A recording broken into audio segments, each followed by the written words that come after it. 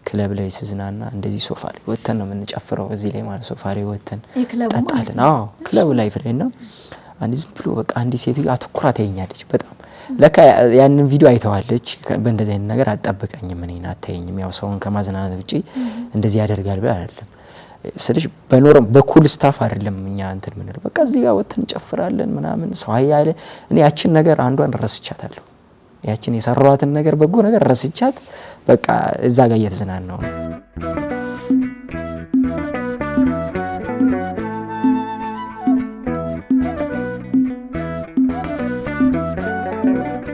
ሰላም ጤና ይስጥልን ወደ ኢቲአርት ሚዲያ ቤተሰቦቻችን እንደምን አላችሁ እንደምን ከረማችሁ እግዚአብሔር የተመሰገነ ይሁን እኛ ጋር ሁሉም ነገር ሰላም ነው እንኳን ለጌታችን ለመድኃኒታችን ለኢየሱስ ክርስቶስ የጥምቀት በዓል በሰላም በጤና አደረሳችሁ አደረሰን ማለት እንወዳለን በዓሉ እንግዲህ በጥሩ ሁኔታ እንዳለፈም ተስፋ እናደርጋለን ዛሬ ልዩ የጥምቀት የበዓል ዝግጅታችንን ወደ እናንተ ይዘን ቀርበናል ካንድ በጣም ብዙ ሰው ሪኮመንድ ያደረገኝ ወንድም ነው ለምንድነው እናንተ ሚዲያ ላይ አይቀርብም የተባለ ማለት ነው ዛሬ ጄላችሁ መጥቻለሁ ማለት ነው ከሱ ጋር ሰፋ ያለ ቆይታ ይኖረናል እስከ ዝግጅታችን ፍጻሜ ድረስ አብራችሁን ቆዩ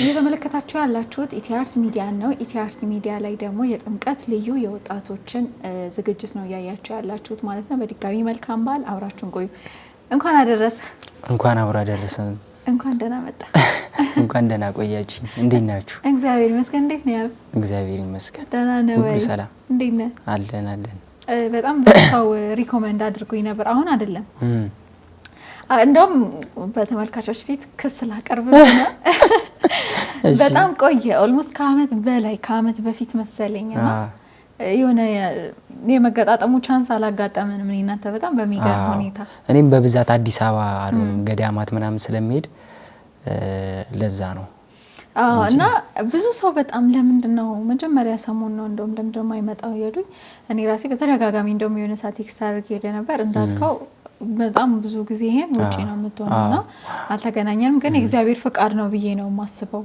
ዛሬ በእግዚአብሔር ፍቃድ ተገናኝተናል በትልቅ ቀን ባይዘይ በቅድስት ሥላሴ ዓመታዊ ክብረ በዓል የኔ መንፈሴ ህይወት የጀመረበት ቀን ነውና ብቻ በዚህ ቀን ስለመጣው ራሱ ደስ ብሎኛል በጣም ወደ በኋላ ላይ እንግዲህ ይሄ ቀን ለምን ልዩ እንደሆነ ላንተ የምትነግረን ይሆናል አይደለ ትክክል በደንብ እንኳን አደረሰ በድጋሚ እንግዲህ ገናን አለፍን የጌታችንን ልደት አለፍን አሁን ደግሞ ጥምቀትን ያከበርን ነው እንዴት ነበር በዓል በጣም ቆንጆ ነበር እግዚአብሔር ይመስገን ከያው አላፋትም እንዳየሽው አሪፍ ጊዜ ያሳልፈናል በጣም በደንብ በጣም የተደመምኩበት በቦሌ መድኃኒዓለም ስገረም ደግሞ ሌላ ደግሞ አዲስ በቃ እኔ እንደዚህ በቃ በኦርቶዶክስነቴ በጣም ኮራው ክርስቶስን ነው ማለት በጣም ኮራው ደስ ብሎኛል በጣም እግዚአብሔር ከዚህ በላይ ያብዛን ለቀጣይ አመትም በሰላም ያደርሰን ከዚህ በላይ ደግሞ እንደምንሰፋ ምንም ጥርጥር የለውም ቦታችንም የተመቻቸ ስለሆነ ያ ቦሌ መድኃኒዓለም የዛሬ አመቱን ሁሉም ሰው ያስታውሳል ከአቅም በላይ ነበር ሰው ከግቢ ውጪ ነበርና በጣም ከባድ ጊዜ ነበር በጣም አሁን ላይ ግን እግዚአብሔር ይመስገን ያለ ምንም ችግር ያለ ምንም ነገር በሰላም አክብረን በሰላም ወደ የቤታችን ገብተናል ማለት ነው ይሄ ትልቁ መለያችን ነው ኦርቶዶክሳውያን ሰላም አስከባሪ ነን ሰላምም አክባሪ ነንና ይሄ ትልቁ ነገራችን መለያችን ነው ማለት ከዛ በኋላ ደግሞ ጥምቀት አለ ጥምቀትም እንግዲህ እጅግ በጣም ልዩ የአደባባይ በዓላችን ነው ትክክል አይደለ እንዴት ነበር ጥምቀት ያው እየተዘጋጀን ነው እግዚአብሔር ይመስገን በጣም አመቱ ፈጠነብኝ በጣም ፈጠነብኝ ስድስተኛ ወር ገብተናል የኔ ደብሬ ሴሚሲ ቅዱስ ሚካኤል ነው እዛና ረጅም አረ እዛ አካባቢ ነሽ ሳሊተ ምሕረት ደስ ይላል በጣም እኔ ያው ሚካኤል ነው ለረጅም አመት ያስገባውት እና ከእንዶም ከሰፈር ልጆች ጋር የሆነ ቆንጆ ቪዲዮ ሰርተን ነበር በጣም ነበር አልታር ሰፈር አካባቢ ወጣቶች በጣም ለሚካኤል ያላቸው ፍቅር በጣም ትልቅ ነውና የሚሰሩት አክሱም ጽዮንን አሰርተው ብቻ በቃ በጣም የሚገርም ጊዜ ነበር አምና ያሳለፍነው አሁንም እንዳልኩሽ አግኝቻቸው ነበርና በቃ አመቱ ፈጠነብኝ በጣም እግዚአብሔር ይመስገን ደስ ይላል በጣም በሰላም አድርሶ እንግዲህ በሰላም ያሳልፈልን ነው ማለት የምንችለው ሁሉም ነገር ከፈጣሪ ዘንድ ስለሆነ እስኪ ግን በደንብ እንታወቀው ያብስራ ማን ነው የተወለደ የተማረ የአብስራ እኔ አዲስ አበባ ነው የተወለድኩት ፒያሳ ጣሊያን ሰፈር የዛ ሰፈር ልጅ ያራጆች ሰፈር ፒያሳ ጣሊያን ሰፈር እዛ ተወለድኩ ከትንሽ ጊዜ በኋላ ያው በአንዳንድ ኑሮ ምክንያት ወደ ባህር ዳር ሄጄ የማዘር ፋሚሊዎች እዛ ነው ያሉት ባህር ዳር ደግሞ ለረጅም አመት ተምሬያለሁ ኑሬያለሁ ብዙ ላይፎችን አሳልፌያለሁ እዛም በጣም ደሳስ የሚሉ ላይፎችን ያው በጣም ከበሰልኩ ጀምሮ ያው እዛ ነው ያሳለፍኩት ነገር ያለውን የህይወቴን ዘመን ማለት ነው ያው ወደዚህ የመጣሁት ስንት ጊዜ ይሆናል ብለሽ በቃ ትምህርት ኦኬ 9ኛ ክፍል ያው እንደዛ አካባቢ ወደዚህ መጣሁ ከዛ በኋላ ያለው ህይወቴ ወደዚህ ነው ማለት ነው ያው እዛ ለባህል ምናምን ነው የሚሄደው እዚህ ነው የተወለድኩት እዛ የህይወቴን ጅማሬ እዛ ጀመርኩ ከዛ ደግሞ ወደዚህ መጣሁ ተመልሼ ማለት ነው ባህር ዳር ደስ የምትል ከተማ ነች በጣም አሁን በቅርብ ሂደት አውቃለሁ አዎ አሁን እዛ ነበርኩ ባህር ዳር ነበርኩ ወደ ጎንደርም ሰሜን ጃና ሞራ አካባቢ ነበርኩ እዛ ነው ቆይቼ የመጣው ከብፁዕ አቡነ መቃርዮስ ጋር በጣም ጉዞ ትወጣለህ እና ለዛም ነው መገናኘት ያልቻልነው ይሄ ማለት እኔ ካወኩ ጊዜ ጀምሮ በጣም ጉዞዎችን ትወጣለህ አትገኝምና ይሄ ነገር እንዴት ነው በጣም ያው እኔ እግዚአብሔር እንጃ አላውቅም ብቻ ከገዳማት ነው በቃ ህይወቴን የጀመረልኝ በጣም ብዙ ገዳማትን ሄጄ ረግጫለሁ ከኔም አልፎ ሰዎችን እየወሰድኩ ከበረከቱ እንዲካፈሉ አድርጌያለሁ እና በቃ በጣም እድለኛ ሰው ነኝ እኔ በጣም ከመነግርሽ በላይ አዎ እኔ ራሴ አሁን ቴክኖሎጂ የሰፋ ነውና በሚዲያው በደንብ ነው ማየው ያልርክበት ገዳም አለ ብዬ አላስብምና በጣም ብሄድ ብዬ መመኛቸው ቦታዎች ሁሉ ረግጣልና ምን አለ እንደሆነ ራሴ አንድ ቀን ብሄድኩኝ በጣም በደስታ የምላቸው ቦታዎች አሉ ቃል ገብተው በአላዛሪ ቃል ገብተው ወስድሻል የአብስራ ህይወት እንዴት ነበር ማለት በልጅነት እድሜው ከቤተክርስቲያን ጋር የማደግ ወይ ሰንበት ትምህርት ቤት ውስጥ የማደግ እድል ነበረው ብዙ አልነበረኝም ያው የቄስ ልጅ ነኝ አያቴ ቄስ ነው እሺ የማዘር ፋዘር የማዘር እናት መኖክሴ ናት በእንደዚህ ቤተሰብ ውስጥ ነው ያደግኩት እግዚአብሔር ይመስገን ግን እኔ ትንሽ ያው በልጅነት ያስቸጋሪ ልጅ ነበርኩ ያው መባሉን ማልሰማ ልጅ ነበርኩ እና ያው እዚች አዲስ አበባ ከመጣሁ በኋላ ያው ወደ ሶሻል ሚዲያው ከመግባቴ በደንብ መንፈሳዊ ነገር ከመግባቴ በፊት ያው አንድ የ30 አመት ወጣት ያሳለፈውን ነገር አሳልፌያለሁ ነኝ ምን አሳለፍክ እስኪ እንደው መጣዲ ቀጣዩ ወደዛ ልመጣ ነበርና መጀመሪያ ቲክቶክ ፕላትፎርም ላይ ስመጣ አሁን ባለበት ኮንተንት አልነበረም ወይ በመንፈሳዊ ባክግራውንድ አልነበረም የመጣውና ምን ነበር ምን አሳለፍክ ያው ቲክቶክ ያላሳየኝ የለም የምነግርሽ ነገር ሰዎች ጋር ለመድረስ በጣም ብዙ ቻሌንጆችን ተፈትኛለሁ ከአሁን ባለበት ከክብርም ዝቅ የሚያስብል ነገር አድርጌያለሁ ያው ዓለማዊ ስራ ፕራንክ ነበር የምሰራው ቦሌ ላይ ሁሉ ራቁቴን የሄድኩበት ጊዜ አለ ተወራርጄ በጣም ደፋር ነበርኩ ቃለ መፈመስ ማለት ነው ሰው አይን ውስጥ ለመግባት እንትና ካሸነፈ እንደዚህ በፓንት ቦሌ ላይ ሄዳለሁ አጋጣሚ እኔ ያሳስኩት ቲም ተሸነፈ ቦሌ በፓንት በቃ በጣም ኮንፊደንስ ነበር ኳሳ አስይዤ ማለት ነው ቪዲዮ ሰራው እንትና ካሸነፈ ብዬ ከዛ ተሸነፈ እኔ ያልኩት በነገተው ቦሌ በፓንት ወጣው ማለት ነው በጣም ኦቨር ኮንፊደንስ ነበርኝ ይሄ ማደርገው ለመፈመስ ነው በቃ በጣም ሰዎች ጋር መረስ ፈልግ ነበር በቃ በጣም ታዋቂ እንደሆን በጣም ፈልግ ነበር የተለያዩ ፕራንኮችን ሰራ ነበር በቃ በጣም ደስ የሚለው ሰው ባይዘይ በዛ ፕራንክ ራሱ ደስተኛ ነው የምነግርሽ ነገር ሰውን የሚያስከፋ ፕራንክ አልሰራም ስልሽ በቃ ደስ የሚል የሚያዝናና ፕራንክ ነበር የምሰራው ከዛ ያው በዚህ አይነት ሲስተም ውስጥ ምንድነው ያው የሚወድሽ ሰው ውጭ ሀገር ያለ ሰው አለ አንቺን ሰፖርት ማድረግ የሚፈልግ በተለያየ መልኩ ከዛ ያው ጌም የሚባለውን ነገር ጀመርኩ ቲክቶክ ላይቭ ጌም ማለት ነው በቃ አንቺን የሚወድሽ ሰው ምናምን በጊፍት መልኩ አንቺ ሰፖርት ያደርግሻል በዶላር ምናምን ማለት ነው እና ያው ያቺ ትንሽ ገንዘብ ሳገኝ ምናምን ትንሽ ደግሞ ያው የክለብ ላይፋን ምናምን ጀመርኩ በጣም ነበር ክለብ መዝናናው ምናምን በቃ ደስ ይለኝ ነበር ቫይቡ ምናምን በጣም ጠጪውኛ አይደለም በጣም እንትኑ ሆኖብኝ ሳይሆን በቃ ያለው ላይፉ ምናምን ደስ ይለኛል ክለብ ላይ ማሳለፋቸው ነገሮች ማለት ነው። በቃ አንድ ቀን ሌሊት ጌም እጫወታለሁ አይደል ጌም እስከ 3 ሰዓት ጀምሬ እስከ 7 እስከ 8 እጫወትና ከዛ በኋላ ያለውን ክለብ ነው በቃ እወጣለሁ በአዲስ ኢነርጂ ማለት ነው። ወጥቼ አድሬ ጠዋት 3 ሰዓት 2 ሰዓት ወደ ቤቴ እገባለሁ። እነዚህ ላይፎች እየተደጋገሙ መጡ። ከዛ በመሃል አንድ በጎ አድራጎት ሰርተን ነበር እኔና ጓደኞቼ ኩላሊት ለታመመው ሰው በቲክቶክ ሰብስበንለት አሳክመነው ነበርና ከዛ እዛ ጋር ለካ በጣም ብዙ ኦዲየንስ አይቷታል ያንን ነገር በጣም ልቡ ለኛ ያለው ነገር በጣም ጨምሯል። ሰው ጋር ተቀባይነት አግኝተናል። ልጁን በትንሽ ቀናት ውስጥ ነው ወደ ህንድ ላክ ነው የነበረውና እንዲህ ክለብ ላይ ስዝናና እንደዚህ ሶፋ ላይ ወተን ነው የምንጨፍረው እዚህ ላይ ማለት ሶፋ ላይ ወተን ጠጣለን። አዎ ክለብ ላይ ፍሬና አንዲ ዝም ብሎ በቃ አንዲ ሴትዮ አትኩራ ታየኛለች በጣም ለካ ያንን ቪዲዮ አይተዋለች።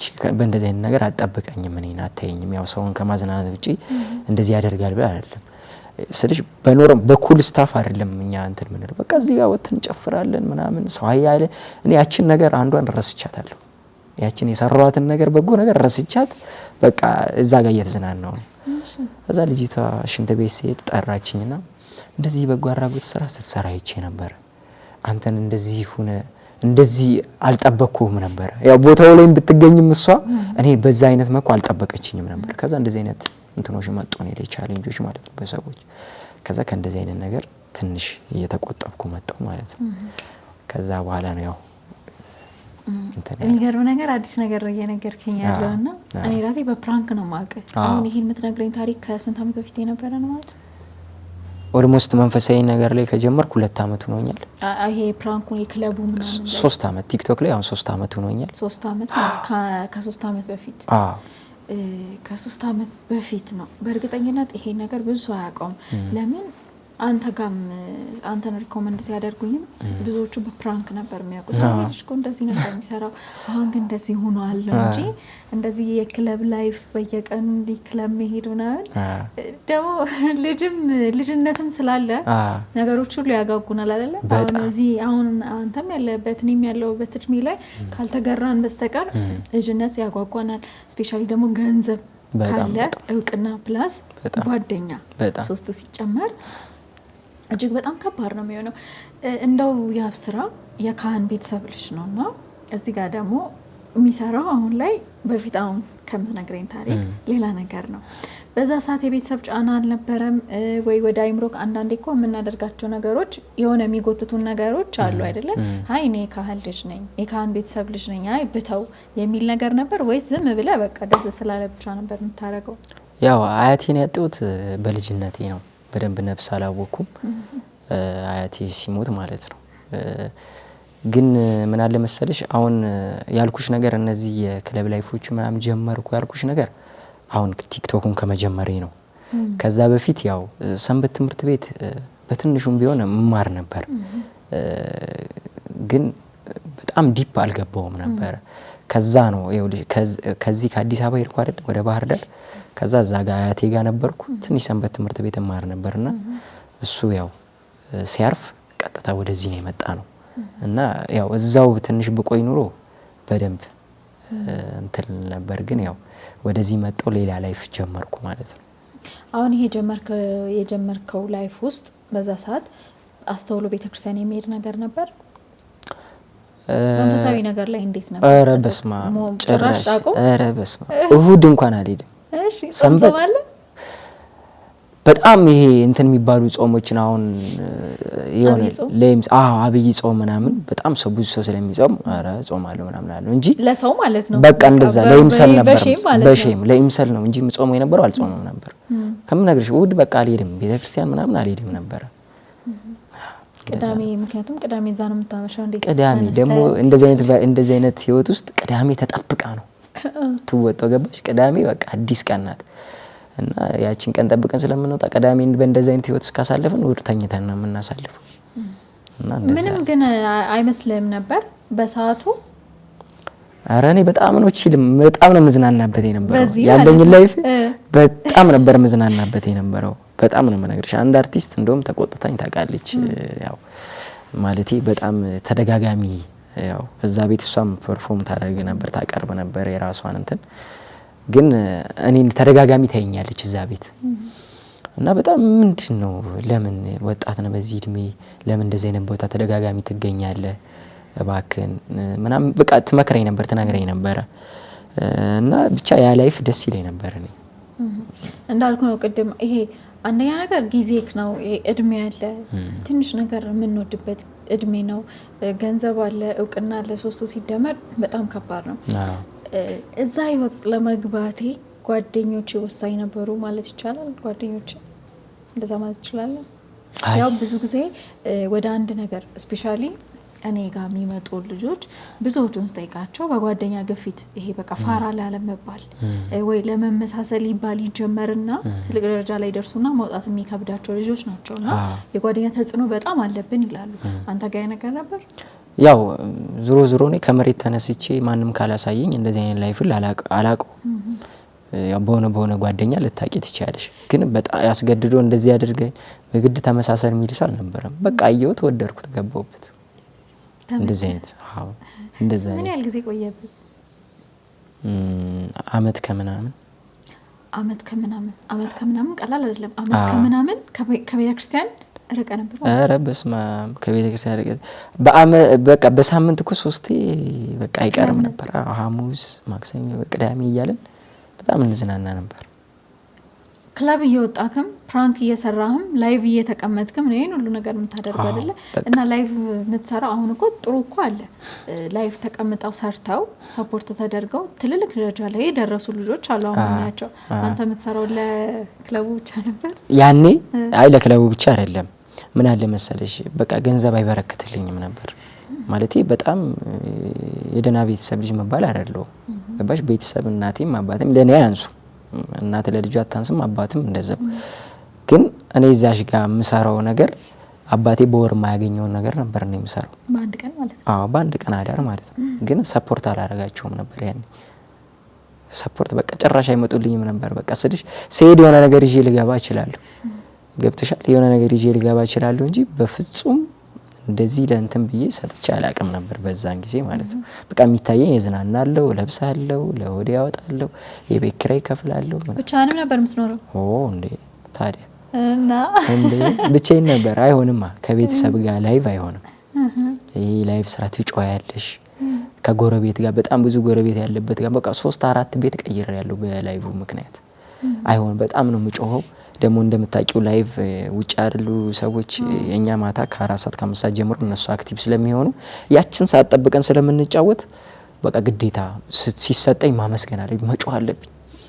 በጣም ማማራራት ጎረቤቴ ነበረች አንድ ዶክተር ናትና በጣም ታዋቂ ዶክተር ናት እና እኔ በምገባበት ላይቭ ሰዓት ነው እሷ ትንሽ ናፕ ማድረግ የምትፈልገውና ልክ አልጋዋን ስትነካ እኔ ቀውጧል በቃ እሪ ነው የምለው። እኔ ደግሞ በጣም ነው የምጮኸው በጣም እልህ ያያዛሉ ጌም ላይ እልህ ይዘኛል። በቃ ሽንፈትን አልወድም በህይወቴ እና የሆነ ልጅ በጣም እየቀጣች ነበር ያኔን አንድ ወዳጄ መቶ ሲሰጠኝ ቀውጥ ቋበርኩ መታ በቃ ለመነች ያንኳኩት አረንዶ በመዳኔ ቢያንስ 2 ሰዓት ቢያንስ ናፕል አርግና እንደዚህ እየተለመንኩ ቤት እየቀየርኩ እንዲህ ያልኩ ከዛ በመሃል በቃ አንተ ምንም አይመስልም ነበር ሐሳብ ጌሙ ላይ ገንዘቡ ላይና መዝናናት ላይ ነበር። በቃ እንዴት ታስቢያለሽ ብለሽ እዛ ጋር ጉድለት ያው ማገኘው ከዛ ነው ገቢ እስከሆነ ድረስ በጣም እዛ ጋር ሰዎችን ማዝናናት አለብኝ ቅጣት መቅጣት አለብኝ መጮህ አለብኝ ማመስገን አለብኝ።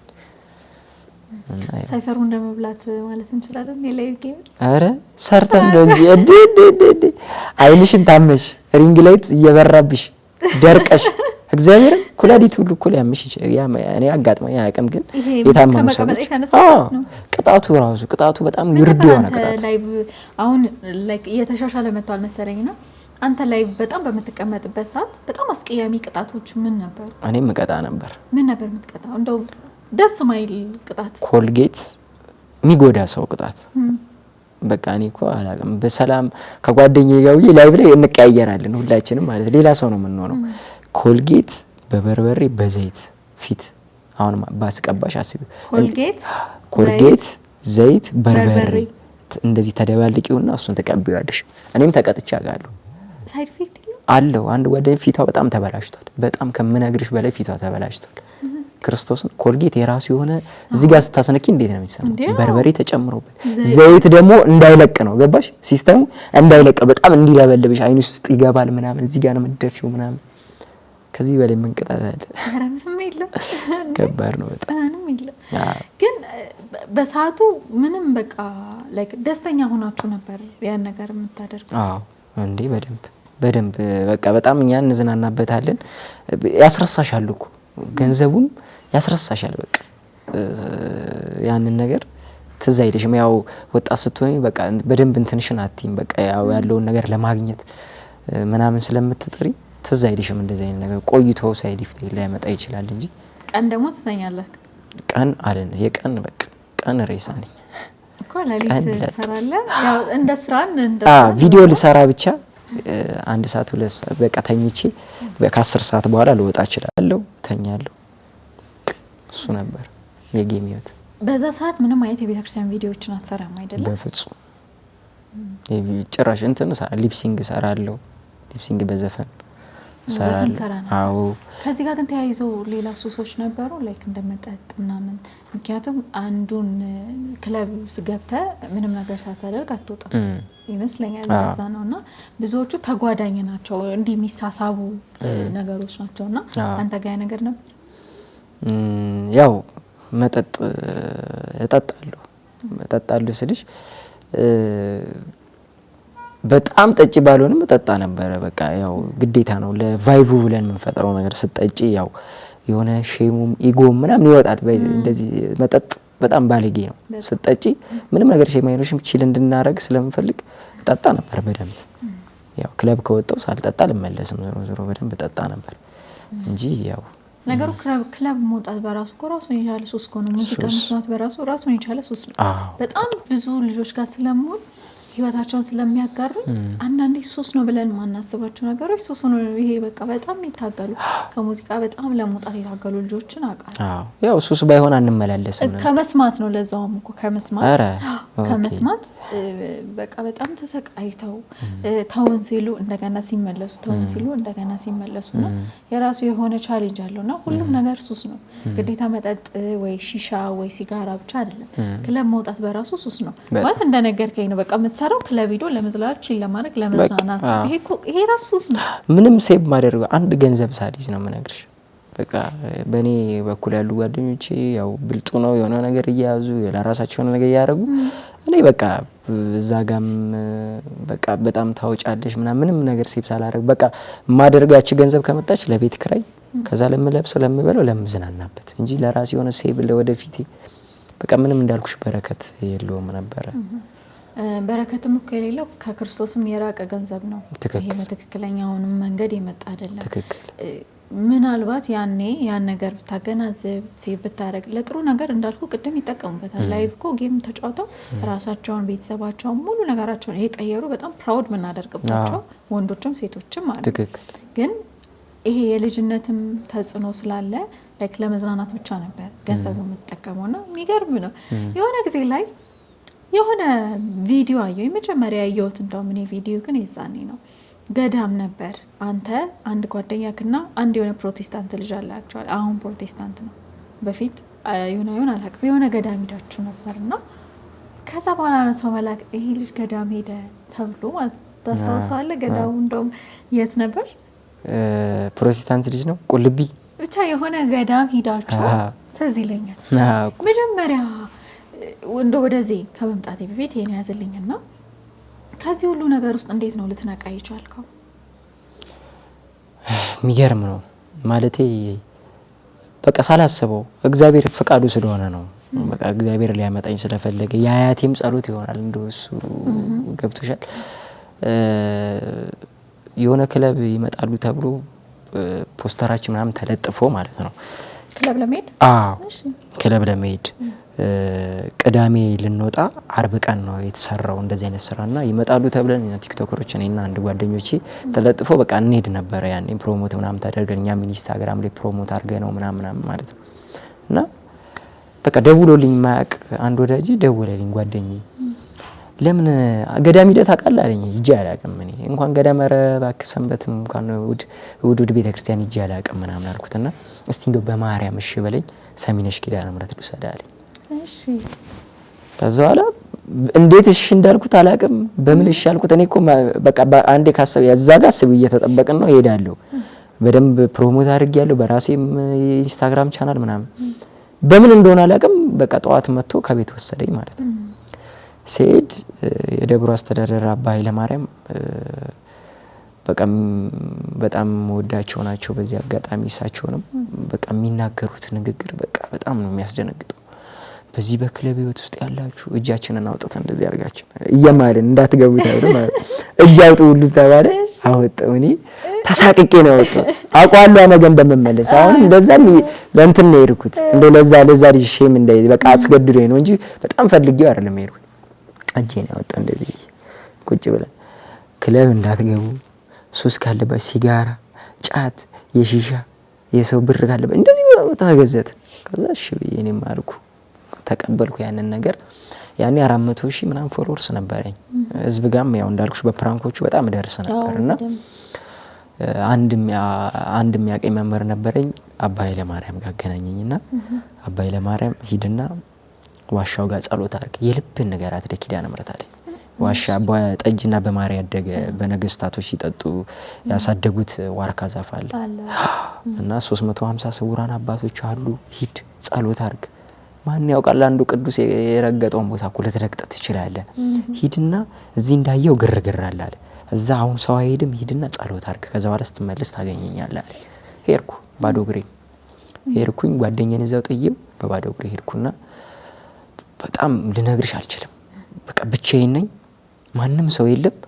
ያለው ሰላም ልነግርሽ አልችልም። በቃ የመጀመሪያ ቀን እዛች እንዲህ ስረግጥ ነው ሰላም የተሰማኝ። በቃ በጣም ሰላም ያለው ቦታ ነው። ከሰሚነሽ ኪዳነ ምሕረት እዛች ዋርካዋ ዛፍ ላይ በጣም ሰላም አለው ነው። ገባው ስነ ስሏን እያየው በቃ ስቅስቅ ብዬ ነው ያለቀስኩት። ስቅስቅ ብዬ እመቤቴ ገንዘብ አገኛለሁ አይበረክትልኝም። ቤተሰቦቼ እንደምታያቸው ናቸው። እነሱን በማገዝ ሰዓት ምንድነው ማደርገው? እውቅና አለኝ ለበጎ ነገር አድርጊልኝ። በቃ እሪ ብዬ ነው ያለቀስኩት ማለት እሪ ብዬ። ከዛ እሳቸው አውደ ምሕረት ላይ ምን ያስተምራሉ? ከልባችሁ ንገሯት በ3 ቀን ተመልሳለች፣ ከቆየ በ7 ቀን እመኑ፣ ከልባችሁ አድርጋችሁ ጸልዩ ያልኩ። በቃ አመንኩ ነው ያኔ።